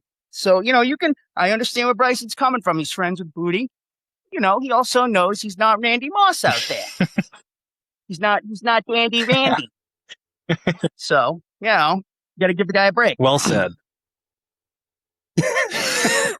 Yeah, very eloquently. HR has no problem battling any of this, by the way. I don't know if you've taken a gander at their off season, but human resources is working overtime and they're crushing it. It's been a handful for those guys. So shout out to it really has been Patriot place. Yeah. Man. I mean, let's be for real. That's why Diggs isn't there. And I don't even think it was because of the girl. I think it was some of the other stuff with him. But potentially, you know, yeah. The HR was like, sorry, yeah, it's like they were thinking we got enough going on. I think it's time to move on from Stephon Diggs. Someone hurt my feelings earlier, actually, because I was like, dang, that's actually a good point. They were like, wait until A.J. Brown plays 90% of the snaps and does not produce as much as Stephon Diggs and see how you feel then. And I was like, oh, man, honestly, yeah, it would feel like shit. Man. It is an interesting thing, dude, because, like, let's say, because A.J. Brown's not coming off the field, like we always talk about, Stephon Diggs, 52% of snaps, A.J. is not going for that. Yeah. And if he's going to be there for like 90% of the snaps, and, you know, hopefully he does surpass Diggs' numbers, but really, like, I mean, our plans as fans right now, yeah, do I want to see A.J. Brown score like 18 touchdowns and go for 1,500 yards? Absolutely. But at the same time, is that realistic? When you know Drake May is going to want to spread the football around, he's going to want to spread the ball around. Let's say a guy like Raridon is a beast. What type of numbers are we looking at for him? Can he put up 500 yards as a rookie playing tight end in this offense? I don't know. Can Booty put up 500 again? Can Pop Douglas get himself 700? Can Mac Hollins put up 500 again? Yeah. You know what I mean? Yeah, there's there's so many contextual changes, right? I mean, Diggs is using that role because the offense doesn't really have the skill position guys around him, you know, so he's an immediate target. Like maybe May develops, maybe this rapport with Raridon isn't a, you know, just a flash. Maybe this thing actually develops into something more. So if all these things are eating into AJ Brown's use, you know, not necessarily his usage, but his overall production, you know, I don't really see it going south. I mean, a lot of people are forgetting, and a lot of Eagles fans specifically are forgetting that the guy wants to be here. It wouldn't matter if the team sucked. I really don't think it would matter. He wants to be a Patriot. Okay, his coach loves the coach. You're right. Like these things matter. So as much as you know, Bryson's feelings got hurt a little bit by that point, albeit a decent point made just in regards to Diggs and his usage last year. But yeah, I like where they're at. I'll be honest, guys. I've had a blast. My phone is about to die. I'm not going to hang up, though. I'm just going to let it die, and I'm going to let you guys talk. And I'll just do what I usually do and kind of like laugh in the background. just to give you guys a heads up. I'm not hanging up. I'm going to wait this out. You're golden. I think we're nearing the end anyway. But you've troopered through this thing, man. You're a soldier. We kind of crushed that. You know, we were just We were vibing. It was like a vibe code. For sure. The pre-show was just vibes were so heavy. It was getting hot. It was getting hot for a second. I'm literally sweating. Yeah. That's why I don't even know how you guys can sit inside and do these, dude. Like I sweat. Like I start sweating from like everywhere. Like I could be sitting and like right next to an air conditioner. You're full of so many hot takes. You're steaming up. That's what's going on. I like that. That's a good one, actually. The next time somebody's like, why are you so sweaty? The fucking takes are heating up, boys. That's why. You got anything else, Bryson? You look really ready. Yeah, I think we actually did cover most of the things from training camp. We talked about the Eagles fans a little bit, which we don't hate them. I mean, I really don't hate anyone. I just we like to have some friendly banter back Yeah. and forth. Uh-huh. And we talked about all of these guys in camp, all the stories or the pertinent stories, because you know, really, we're not going to talk about the six string corner. We're going to talk about things that matter, things that are fun. If you want the X and O's stuff, maybe at some point, but I'm just never going to be the person that's like, well, in cover six, when the Patriots are in 12 personnel, they run the ball 10% of the time. Dude, that's not the podcast for me. I'm not ever going to do that podcast. And that's not to say that we don't like look at that stuff or know that stuff. We hear, like, I chart the games when Drake Mays, so I can tell you like what is Uh-huh. going on in the games. I'm just not necessarily going to tell you about like little stuff like that, or the Patriots are running a zone run scheme, and in 12 personnel they bought. Yeah. Dude, it's like no, I'm not gonna do that. So I now think there's I'm been really times we did that during like a Super Bowl week where we would get like more in depth. But like, right. There's times for it when you have a big game and you can talk yeah. about steps and stuff, but as we are talking about, these like things during camp and like what people are doing and stuff, it's like, oh man, It's it's yeah, just yeah. I You have I, an I umbrella view of it, right? Like, and that's kind of where it should be. Like, you might listen to a podcast and they're getting into like winning games. All right, here's the schedule. We're gonna run the schedule down right now. It's like we're in the middle of summer, man. Like there's a time and a place for that, even. Let alone X's and O's and certain charting that you're going to get into, down in distances, whatever it may be. And to be completely honest with you, man, like there are shows that I listen to or podcasts that I watch that I enjoy, guys that I enjoy. As soon as those specific parts come on, and it's not like a game week, it's not a game. We're not days out from a matchup. I could fall asleep. It puts me to sleep. So no offense to anybody that likes that or anybody that produces that. I'm with Bryson here. That kind of is just yeah, it's boring. That actually does remind me of something hilarious. I used to listen to Quick Slants all the time. Tom is a good friend of ours. He's messaged us quite a few bit. We have his phone number, blah, blah, blah. Tom Curran, we like him a lot. But so I'm watching Quick Slants over the years. And I remember Gerard Mayo is like the year after he retired. And I remember he was talking about Matt Stafford and how he was like one of the more superior mobile quarterbacks in the NFL, but he wasn't that great of a quarterback, but he's one of the better mobile quarterbacks in the NFL. And I was like, dude, what is this even for? Who is this even for? I'm not even as smart as you in football, and I know this stuff is just whatever you're saying. I'm just Right. not buying this stuff. Yeah. This No, is it's hard. It's this hard to is not consume, good. man. Like unless you're fully invested into it and your what you produce and what your content is surrounding that, yeah, that landscape is it's not uncharted territory because like you said, as the season goes in, you start to dive into those things and start to hammer them out because there are people who enjoy it. And that's what we're doing. We're giving listeners Oh, they're no friends of mine. Let's be honest. They are no yeah, friends of mine. scram nerd. Hey, if you're listening to this podcast, and I swear, if they don't tell me what formation the Patriots use most of the time, dude, I am not friends with you. Okay, we are not So friends. That is yeah, yeah. that is On the next Title Talk no. mailbag, okay, when you post that. And 75% of the questions are asking what's the defensive ends usage in this base personnel package. We're not going to entertain it, correct? We can throw those out. Oh no, Good. no, no. The most that we do during this is we will talk like during the game weeks. Something Alonzo and I did a lot was we would, especially with Belichick, is we would line up the corners and the wide receivers and the tight ends, and we would match everyone up, and then we'd say how the game would go. And most of the time, it would Right. actually go that way. It's a little bit different now because the Patriots like to play sides a little bit. Actually, I think. Yeah, we did talk about Gonzo because people are saying that he's getting cooked and all this stuff. And it's like, every year, who's this reporter? What's her name?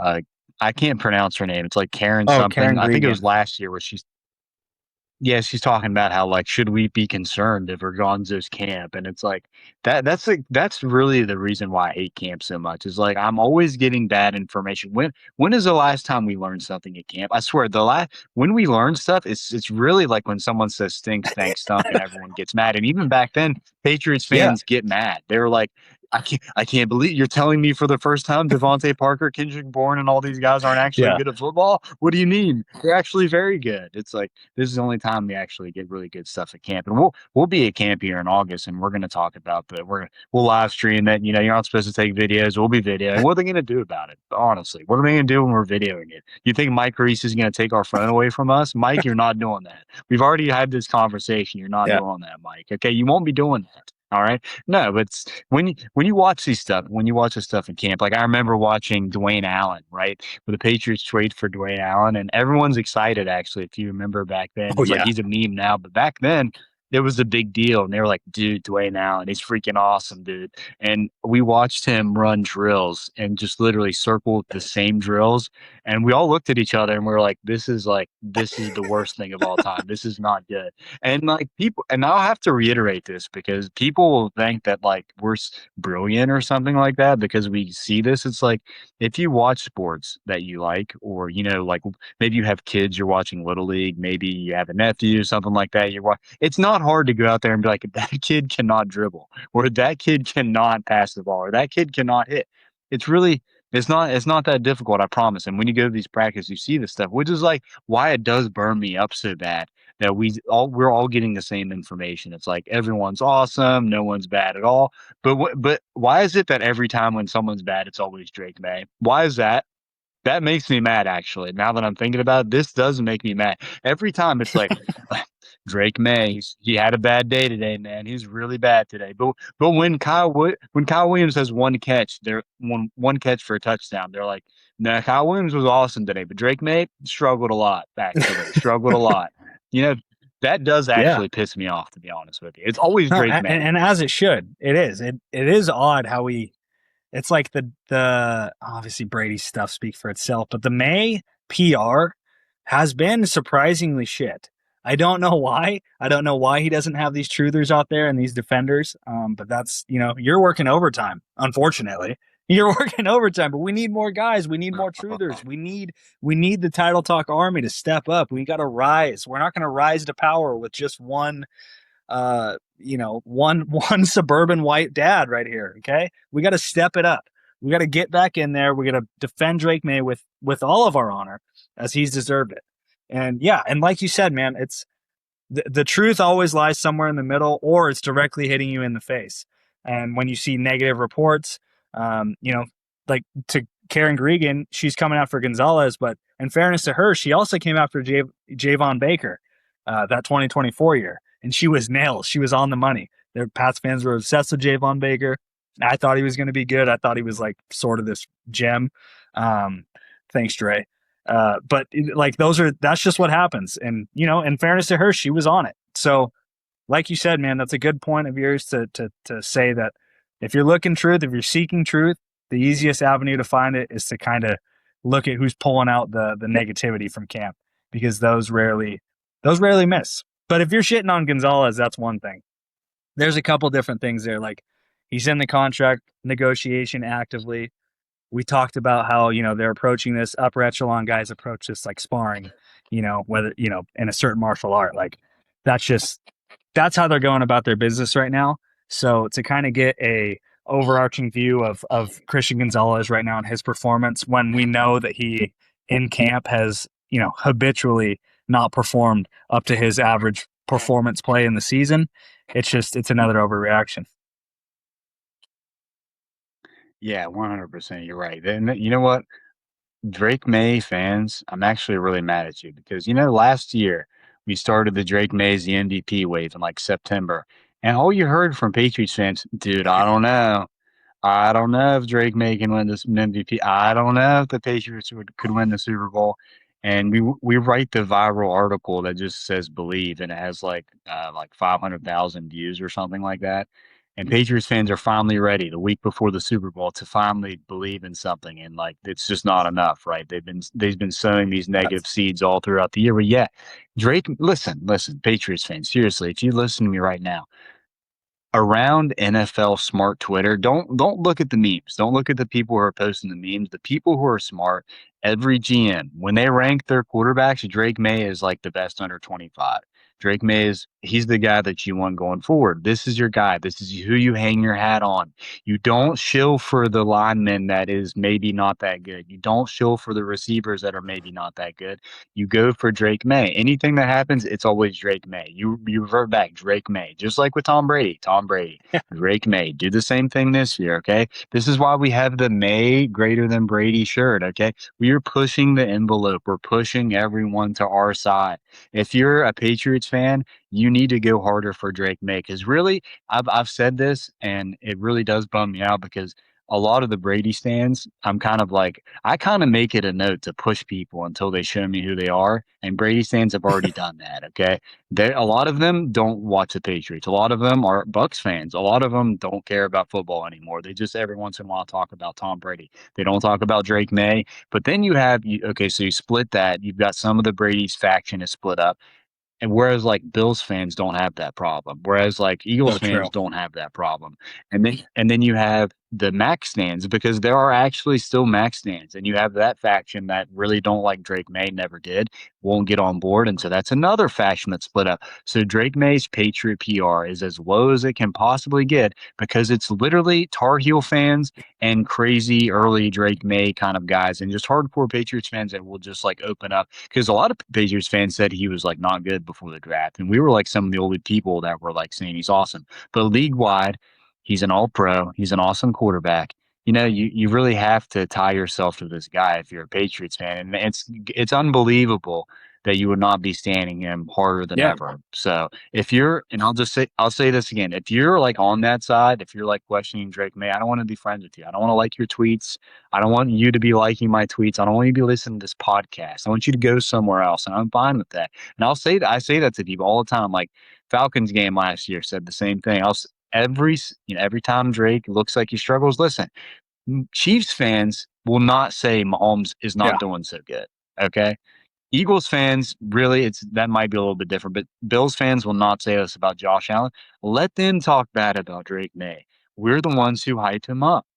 We're the Drake May fans. We don't take a step back and we don't allow any slander from our side. That makes no sense. Okay. This is the best player on your team for like Yeah. 20 years. It Huh. doesn't make sense. It doesn't. Quicksilver. It doesn't, sir. And like, it's crazy. It's mind-boggling to me that you just had to go down the list of people who don't like him. We're talking about Mac Jones stands. Mac Jones. Like, did we watch the Yeah. same quarterback for those years? Like, it's crazy. It took one season and one of the worst playoff performances, really one of the worst finishes to a season to realize that guy sucked. But we're going to talk about Drake May, who is shattering Tom Brady's franchise records. Okay, literally shattering records. Okay, and in record time last season.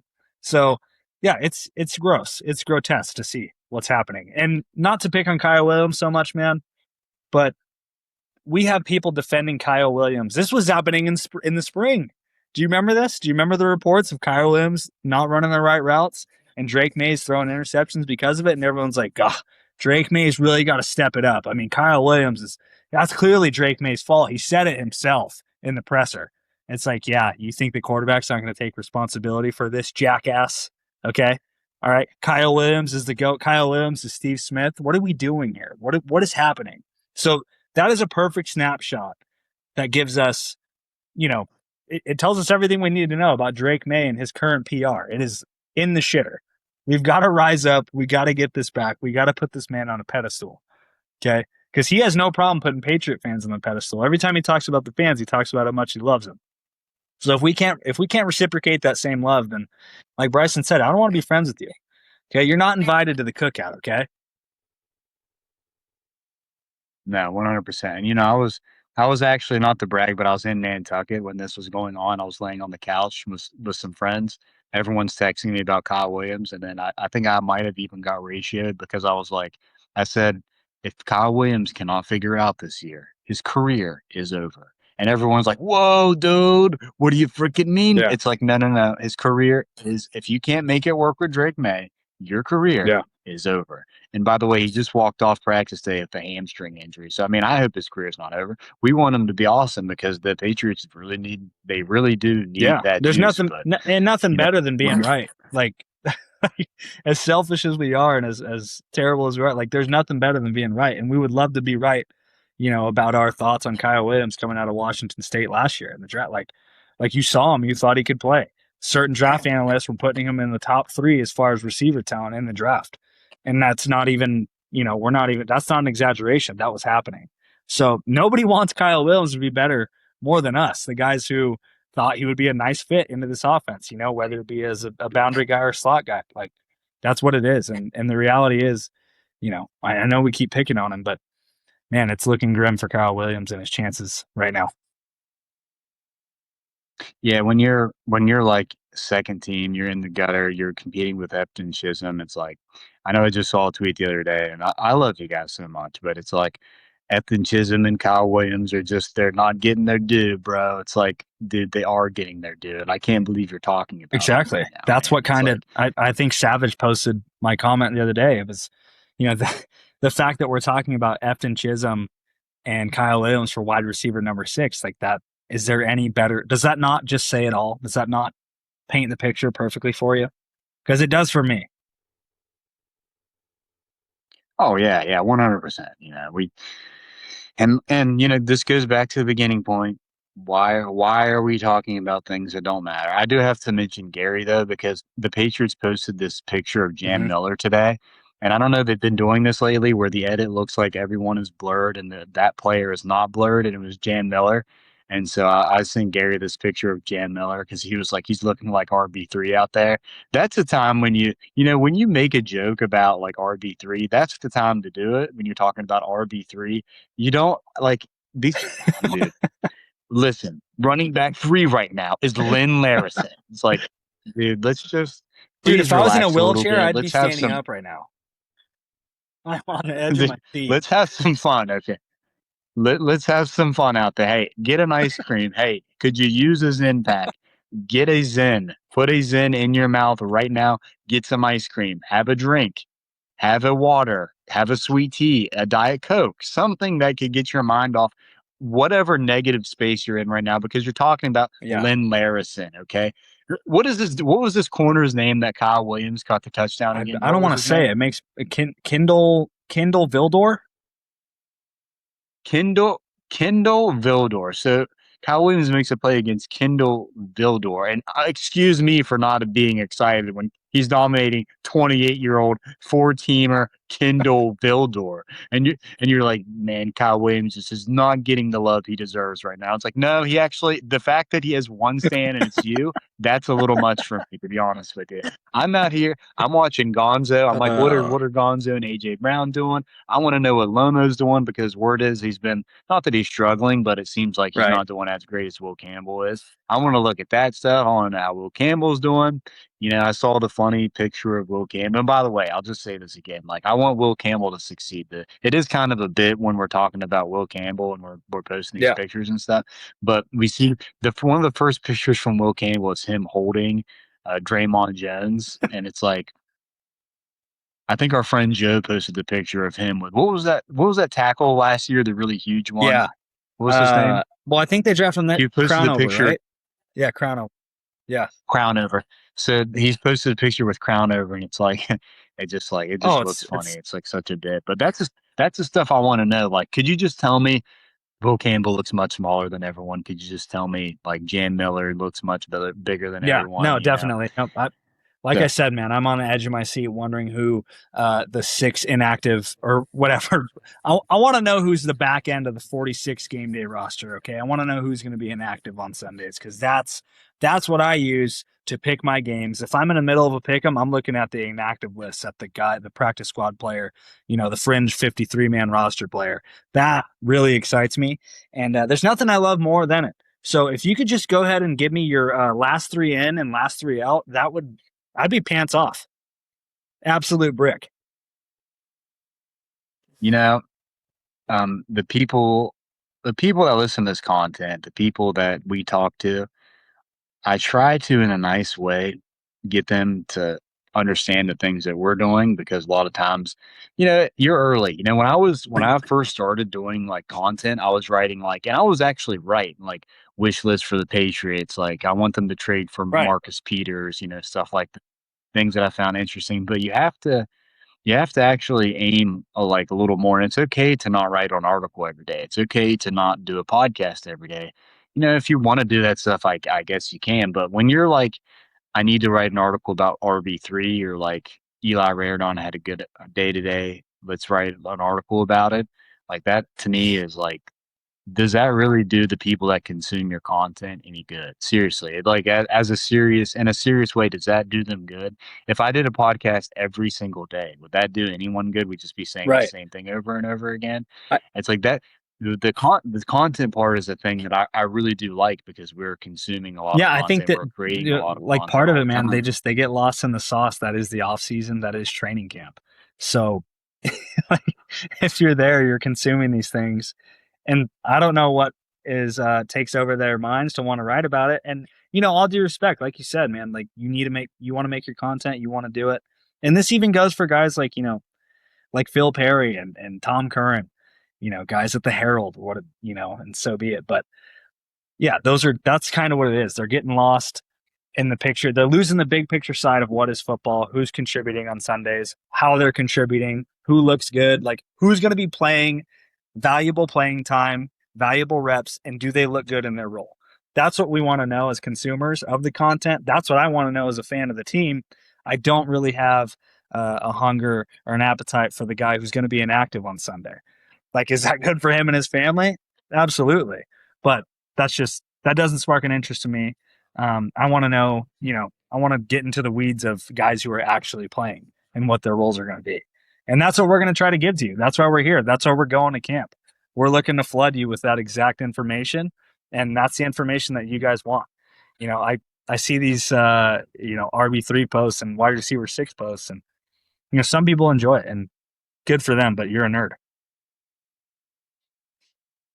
Yeah, I mean, yeah. It's gonna be fun. When we go to camp, like I said, we meet to learn everything. We're gonna meet everyone. It's gonna be awesome. If you're at camp, you see me wearing the shirt, please hands up. Don't do anything. Don't do anything to me. I've got the May greater than Brady shirt on. We'll have the Cake May shirt too. That's a custom just for me. You cannot have that one actually. So that is just, just for us. So we'll have a good time with everyone at camp. We'll talk to everyone at camp. Savage Boston will be in there. I don't want to say too much, but I think AJ Brown might be showing up. Okay, just a little leaky poo that AJ Brown might have a little show to do with us in there. So that'll be pretty fun. Meanwhile, these practices are going to keep going on. We'll keep podcasting. We'll keep live stream. We know we need to get a little bit more consistent. We need to pick a day. I guess we need to live stream on emergencies, but maybe we'll start picking a day. I used to like Tuesday and Friday or whatever, Monday and Friday. So maybe Yeah. we'll start doing that and we can, we'll start being more consistent here because we do get a lot of viewers. It's just we're not as consistent, so they don't know when we just randomly come online. We're like, we're gonna live tonight, and people are like, oh wow, we missed the live, and then like the live 3x's overnight because people see that we are on here because we do give the people pertinent information that people are not really talking about. The Kishon Booty trade, we nailed it for you, absolutely nailed it.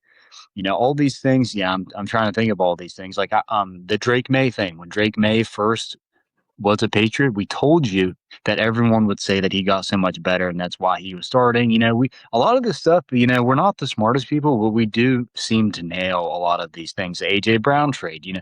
All this stuff. So if every once in a while we'll throw something. Throw something wrong in there, but not quite often because really we are always looking at the bigger picture. We're always looking at what is actually mattering. While all these other people, it seems like they do have their eyes off the ball. So that's why you listen to this podcast. That's why That's you right, come baby. here Yeah, I mean, for this leave shit. that shit to the coach. Okay, like leave the scouting to the scouts. All right, and then if you want a serious take, you want to know who's going to be good, you want to know who's going to be on the team, you want the truth. Listen to the pod. It's easy. Does anyone have a gym corner? Should we just do a gym corner? We're already an I hour and 30 in. People are listening to this. I think they Dude, might need we a might gym need a corner. gym corner. You're familiar with Celsius energy drinks, correct? Oh my gosh, They yes. suck. All right, we got to talk about this. This stuff is terrible, man. Like, look, I get it. I'm in hot weather. I drink these, and I'm a two energy drink guy. Okay, as you can tell, I'm pretty shot out. Energy drinks are gonna do some damage to me. It's fine, but I take them, I consume them, and yeah, we're trying to get into reps, man, and we can't even hit them because we're literally sweating barrels of fluid out of every pore of my body. So if you like Celsius, I don't know why it's advertised as this pre-workout drink. There's nothing in it that is pre-workout at all. Okay, like don't get Celsius. I'm not sure why you would do that. Um, we do have a partnership that we're going to run here soon, and I can't speak too much about it now, but it's pretty exciting.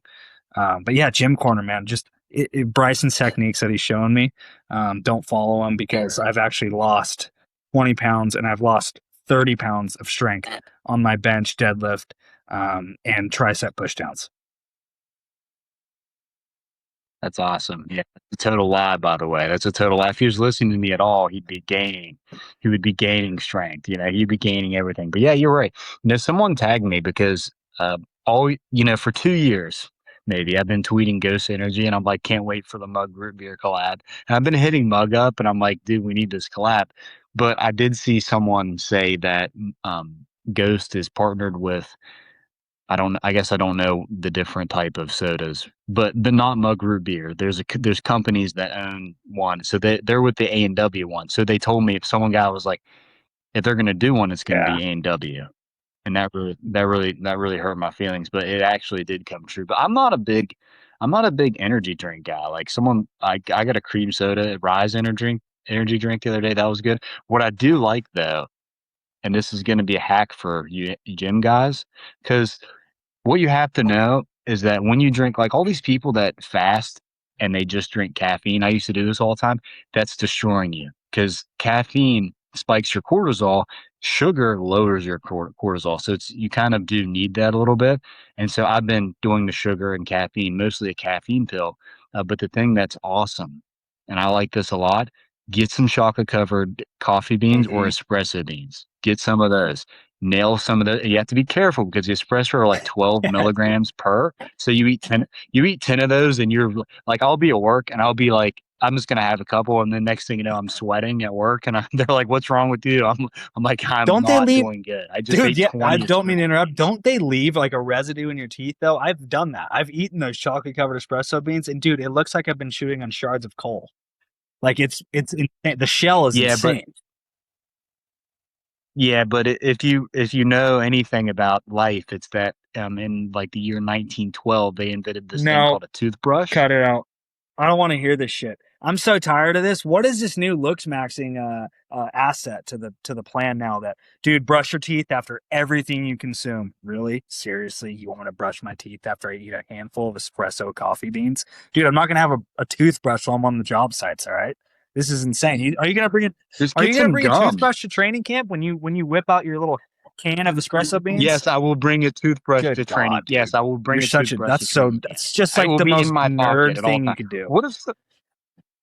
What if someone hands you a popcorn? What are you gonna do? Not eat it? You're like, I gotta brush my. No, you have a toothbrush in your pocket actively. Remember the brush ups? You use one of those. Put it on your finger. Dude, bring Get it those going, back. dude. That's what I do. Friend of the partner of the That's what I show do. with brush ups. Bring those back. Hey, I ruined my teeth when I was a kid because I was like angsty and didn't want to brush my teeth, and I would just use brush ups all day long. That wrecked my life back then. I was looks minimizing back Dude, then. that's My crazy. parents are like, Bryson, we're buying these brush ups Oh, for you just as a supplement. You need to brush your teeth. I'm like, nah, I'm good. This is good enough. No, but seriously, obviously I don't bring a toothbrush everywhere, but you just have gum okay. on you. You just eat some Yeah, gum dude, after, look, like bro, knock it just off, take you a know? Tide pen and just whiten your teeth out. It'll work. Just pick the pieces out. You Oh my got it, Looks god. Maxer. Listen. Okay, do it at home then. Don't bring it to work. Do it at home. Use your pre-workout at home, and then brush your teeth, and then leave for the gym. Wake up, eat, go to the gym. It's a perfect little I'm a busy snacky man, snack. dude. Okay, All right. I you got a beat. lot. I'm plotting a lot. I'm taking phone calls. Schefter's he's on my ass. I got Rappaport suing me. Kate, I'm telling you right now, man, this is crazy. All right. I've got agents blowing me up. This isn't working for me. I can't just I don't have this regimented thing. I'm like this. Look, here it is. Here it is. Work phone right here. Other one. Third phone on the toes. like that. Okay. Yeah, whatever you're saying. As long as you're not black coffee maxing, because the older people, we Your love breath them very smells. much. It's like, dude, you're just. I know some people that will like they're not cognizant of this, and I can't. I don't know if I can go into too much information, but they will like they will wrestle you after drinking 5 black coffees, and you're like, dude, I don't like, are you serious right now? Like if I even I'm the type of person, I have Germex in my car. Yeah, So if like let's say I like scratch my face, I'll use Germex, whatever like that. Or if I scratch my sure. head, I'm gonna use Germex. Or after Right. class I'm using Germex. I have gum in my car. So if something happens and some stuff pops off, you will not catch me dead at like training or around people without like a decent hygiene. That's crazy. That you people that get out here and you're like, I'm just gonna like I don't know, nuke my disgusting lunch in the microwave or drink coffee and just be around people. You're insane. Okay. You're a crazy person. I can't believe that you would actually do this to all of us. And this is why I've started to go away from coffee because you drink the coffee, your breath stinks. It's like you got to brush your teeth. You got to hydrate severely. It's the hydration because it's Yeah. dehydrating you. So that's why it makes your breath stink. You have to Yeah. chug the water Well, all day long. I want to tell you, I want to tell you something before you say something. I have to tell you this, by the way. This is serious. Part of Gym Corner. I did this the other day, and someone said something to me, and it really set me off. Okay, so it's lunchtime. I'm like, okay, it's lunchtime. So I go to the store. Where I'm at, there was a flood, so like the stores aren't open. So I'm like in a grocery store, right? So I'm like, there's no rotisserie chickens. I just grab a tub of Greek yogurt. And so then I'm like, okay, I need a drink. So I get a diet Sunkist, 2 liters. So I go into my office and everyone's like, "Are you serious?" And I'm like, Yeah, I'm serious. What's going on?" And so I just like shh the sun kiss. I'm just like drinking it by the bottle, and they're like, "This is a problem." I'm like, "What do you mean it's a problem?" They're like, "I can't believe that you're doing this right now." And I was like, "You want me to get a cup? This yeah. is just for me. This is all mine right now." They're like, "Okay, whatever. Just have your man lunch over there with your giant thing tub of Greek Dude, yogurt yeah. and your How cowardly. Like, what do they want you to do? Tuck your tail between your legs and offer them some too? Like, no, this is a giant 2 liter of poison that I'm directly consuming in front of you. Tamog. Okay, this is what's happening. I'm chugging this 2 liter of Diet Sunkiss for this exact reason. But that's crazy, though. That is crazy. Walking into the workplace with a 2 liter of soda and just drinking it. It's about optics, right? And that's what we care about sometimes. It's bad optics. You look like you're in junior high. it didn't feel good. Yeah, it didn't feel good as I was drinking it. I was like, "This is huge. This is not the best." But I played it off. I'm like, "Dude, I can't believe you guys are crazy right now. This is normal Yeah, to just me, gaslight. actually. This Yeah, is normal to me." Yeah, I'm just like, this yeah. is normal. That's This the is other everyday thing. stuff. Like I've the been other doing this gym since corner thing. junior high. Okay, this is what I do. 100%. But that's the other thing that's funny that you say that is like we have been obsessed with fitness probably for so long and studied it and we've seen like how things go and my mom was always like I would say I love her but kind of like hippie-ish and would like make me not do certain things because it was bad for your health and so I was always cognizant of that but now people have taken it too far where like you can't do anything and someone's like dude Dude, chemicals and I'm like really.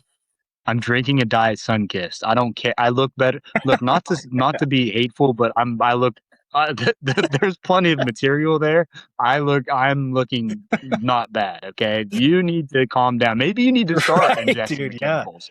Maybe the chemicals are bad. Like I will straight up crack a sweet and low, and someone it's will be like, "Can't believe that." I'm like, "What do you mean you can't believe that? No, that's yeah. chemicals. You're going to die." I'm like, "Dude, just calm down. Okay, drink your Diet Sunkist, eat some chocolate chips, have some chocolate cookie. It's fine. You're gonna be fine." But everyone now is just like, "No, I just can't. I can't do that. I just can't." What?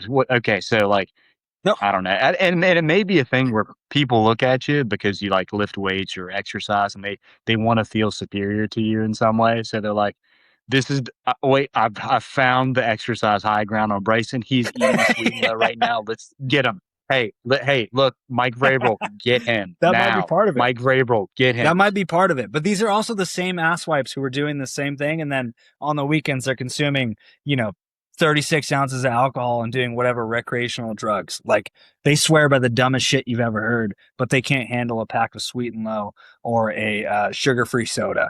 It's insane. I hate it. It actually drives me nuts. And when they tell me it, I actually go so far the other way. I'm gaslighting them into thinking that consuming 2 energy drinks is actually good for you. You know, you'll actually live longer if you drink 2 Ghost energy drinks back to back opposed to you just drinking that shitty black coffee that makes your breath smell like a horse's ass. But it's never like the other guy that's doing fitness stuff. It's always like the person that's They're three. not doing it Oh, all. It's always the person that's not doing any of that stuff, and they're like trying to tell you like what you're doing is horrible, right? It's never the person that who's or, like is like in your bracket, and they're like, no, that's actually you shouldn't be doing that, Bryson, because we wouldn't do that to each other, really. Like if I saw you with the Ghost energy, I'm not like, why are you yeah, drinking that, dude? I'm just not gonna be doing that. But other people would do that. Like my dad will do that to me. He'll be like, dude, energy drink, seriously, you're drinking an energy drink. And I'm like, yeah, I'm drinking an energy drink. I'm fine. I was like, remember what you looked at my age? Remember what you look like? Now remember me, okay? Actually, you know what? This is actually funny. My dad listens to the podcast. Okay, my dad is like a Hall of Fame, like locally awesome athlete, and I'm like the opposite. I'm like, I guess maybe you could say I was academically smarter, but I'm not even really because I didn't sure. care. But so I'm like, okay, I'm just a chud. Okay, whatever. But my dad is this like athletic specimen, and I'm like just not caring. I just want to bench press in high Right. school. That's really it, right? I'm not that great at sports. I play sports, and so my dad, his peak is higher than mine. And, but now I'm like, okay, but I've got the longevity now. Look at this. Look at this. Remember you at this age? Now Yep. look at me. I can grab the rim. Okay. I can grab the rim. I still Hell can yeah. wrestle people. Not great at that, but I still can do that. If you throw a football to me, I will catch it and I can Hell shoot a yeah. basketball. I can throw a baseball. You couldn't do any of that at Yeah. my age. Okay. So you just pipe down right now. But he'll lecture me. I'll be like, no. And it's funny. My dad is one of those people. I'm sorry if we're boring you, Dad. My dad is one of these people that he'll be like, so what's this that you're taking? Nattokinase? I'm like, yeah, I'm taking nattokinase. He's like, yeah, Yep. okay. And then he'll order 5 bottles. He'll order 5 bottles and then he'll be like, dude, I got too much. I got too much. Here's 4 bottles. And I'm like, what do you mean? Why did you order? He's like, dude, he's like, I've been doing pine pollen. I'm like, what is pine pollen? He's like, yeah, here, just have some. I haven't been eating it that much. And I'm like, okay, because my dad is like, we're all concerned about his testosterone because I said something to him like, you need to check your testosterone. This guy comes back, his testosterone is like 800. Wow. He's like 60 years old. Beast. His testosterone, but he's taking these supplements like pine pollen and stuff that are horrible, disgusting. I can't even take them, and I'm like, Yeah. dude, he's shoving all these nasty supplements on me, but that's In neither here fairness nor to there. him, But in that's fairness to him, there's probably going to be a day. I don't know how soon, but there's going to be a time in the next couple of years where you're going to get your blood work back, and your testosterone's probably going to be a little bit lower, and he's going to instantly own you from there on. He's like, touching the rim of that basketball. Why would that matter? I'm going to throw you through this wall. I am peak testing right now, and you're over here just what? You're probably running 600. Like that's not enough for him. So he is all that is man, and you're going to have to weep about it. Often I take your side, but I'm not going to do so here. yeah, I get it. I get it.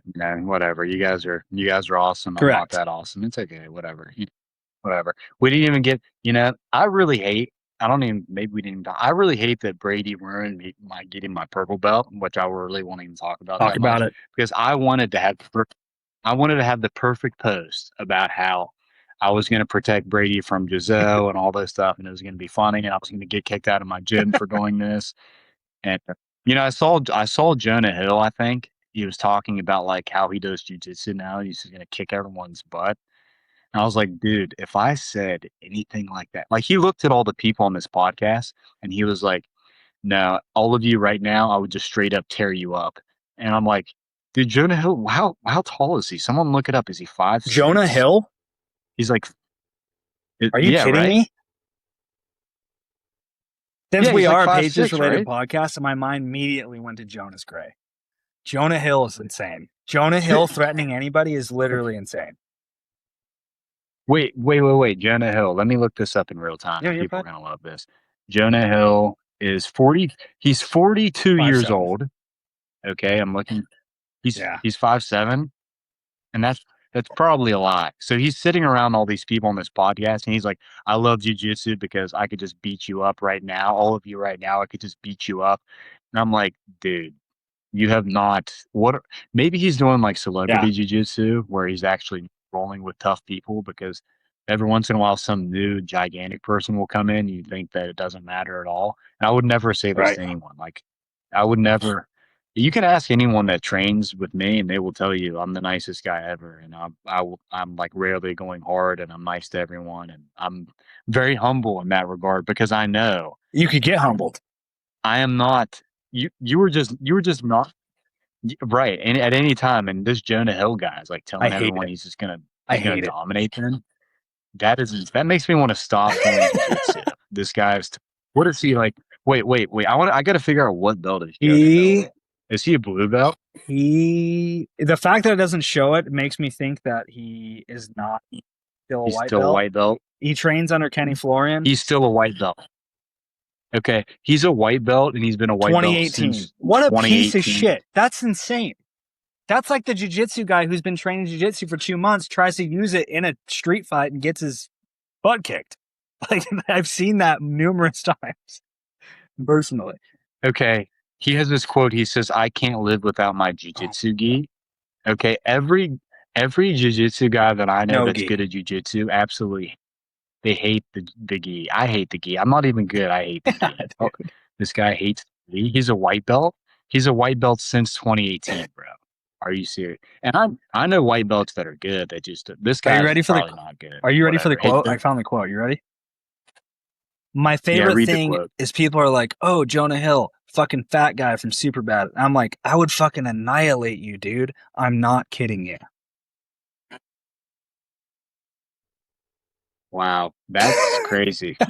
This guy needs an ego check. This is nuts. Hey, we should set this up. That's crazy.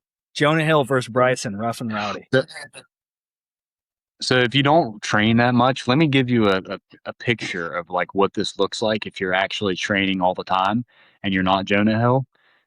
I went into class one day and I've been training for like a pretty long time now. I went to class and consistently, not like him, not like once every month. I mean, we're talking about 3 to 6 times a Right. week I'm training. And not to brag, this is like average for a person at a school that has a good school. I'm not anything crazy. There's nothing special about me. I'm just to point this out. I went into class one day, okay? One of the local college basketball players came to class, okay? And we were practicing, and he's like 6'8". We were practicing leg locks. I'm showing him how to ankle lock. I have no business showing him anything, but he's like literally day one, it's gi on. He's wearing socks, whatever. And so I'm trying to ankle lock this guy. I can't even ankle lock him because his body is too long for my legs to stick on his hips. I can't, I can't even ankle lock this big dude. So, and then in my mind, he's a Right. brand new white belt. So for you to say, and I actually rolled with the guy, and like, luckily, he was nice to me because he's gigantic and we're not punching Right. each other. And I'm not going 100% either. We're being nice to each other. But you look at that guy and you're like, oh, this is a problem. Any, I guarantee you, like a college wrestler came in the other day and he was a little bit smaller than me. And we had good rounds, but he's very good. Like, yeah, if he's there for a couple months, he's going to be Definitely. better than me. And I've been training for a long time.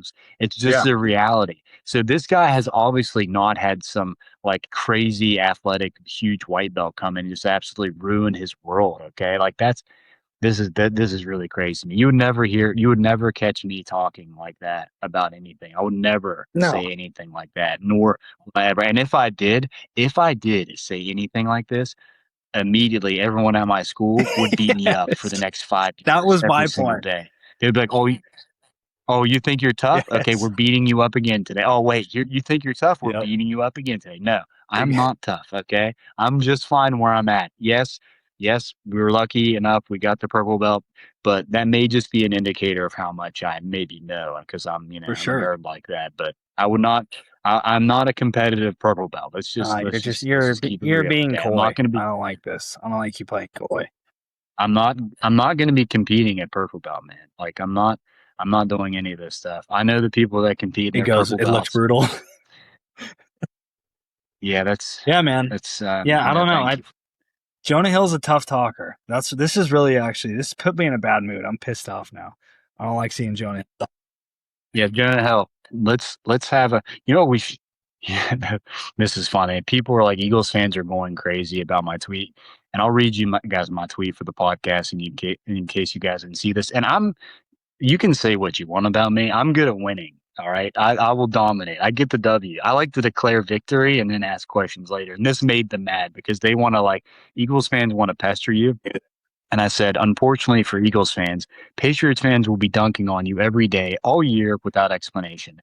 Every A.J. Brown catch, every win. We don't care if you call us obsessed. You can either whine or ignore it. You seethe, we won. You cope, we won. You cry, we won. And now I'm pretty close to getting ratioed at this point. But someone was like, I love that people think we're going to be asked this year because he's gone.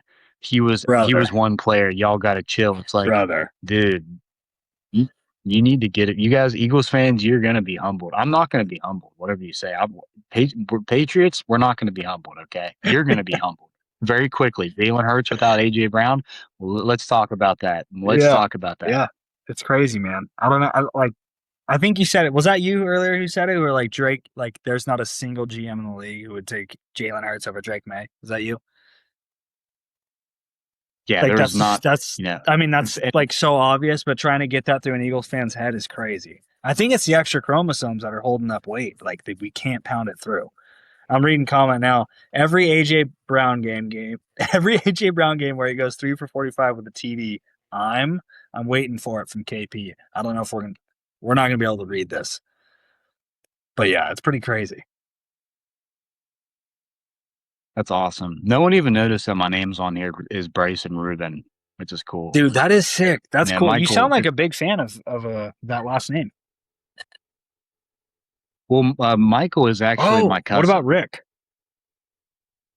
And so no Rick, just Michael. You know, we only like winners around here, so just Michael.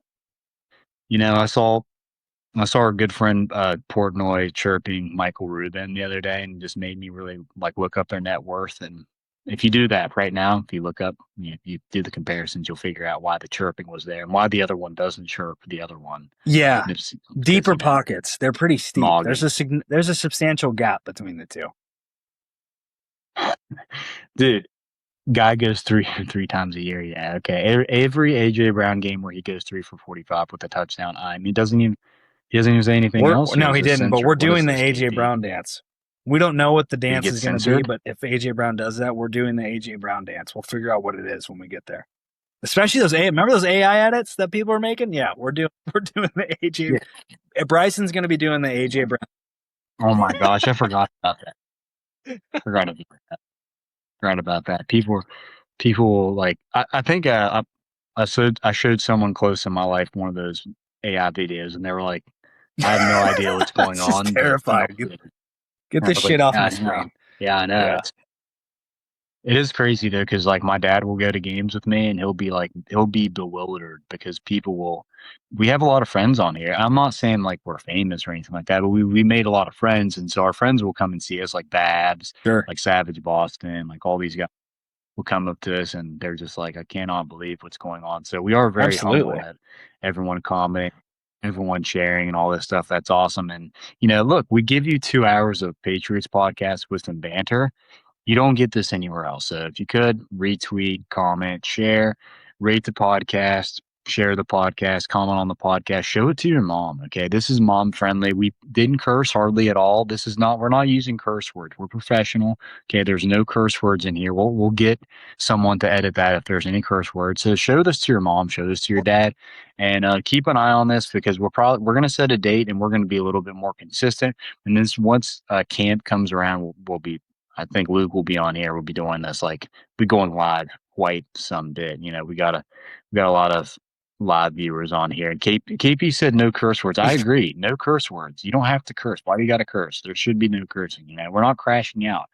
This is why my last name is Ruben. No, we're keeping okay? cortisol levels low for sure, and I agree. That's what we got to do. We'll definitely get on schedule though, to satisfy and fulfill the needs of these guys. I mean, the KP agenda is in here, just full fledged. Title Talk fanboy right now. I really appreciate that. But yeah, I agree. You crush it. Another pod, perfectly hosted by the best in the biz, Bryson Rubin. Yes, sir. So thanks everyone, and like I said, share the podcast, and we'll see you guys the next See ya. time.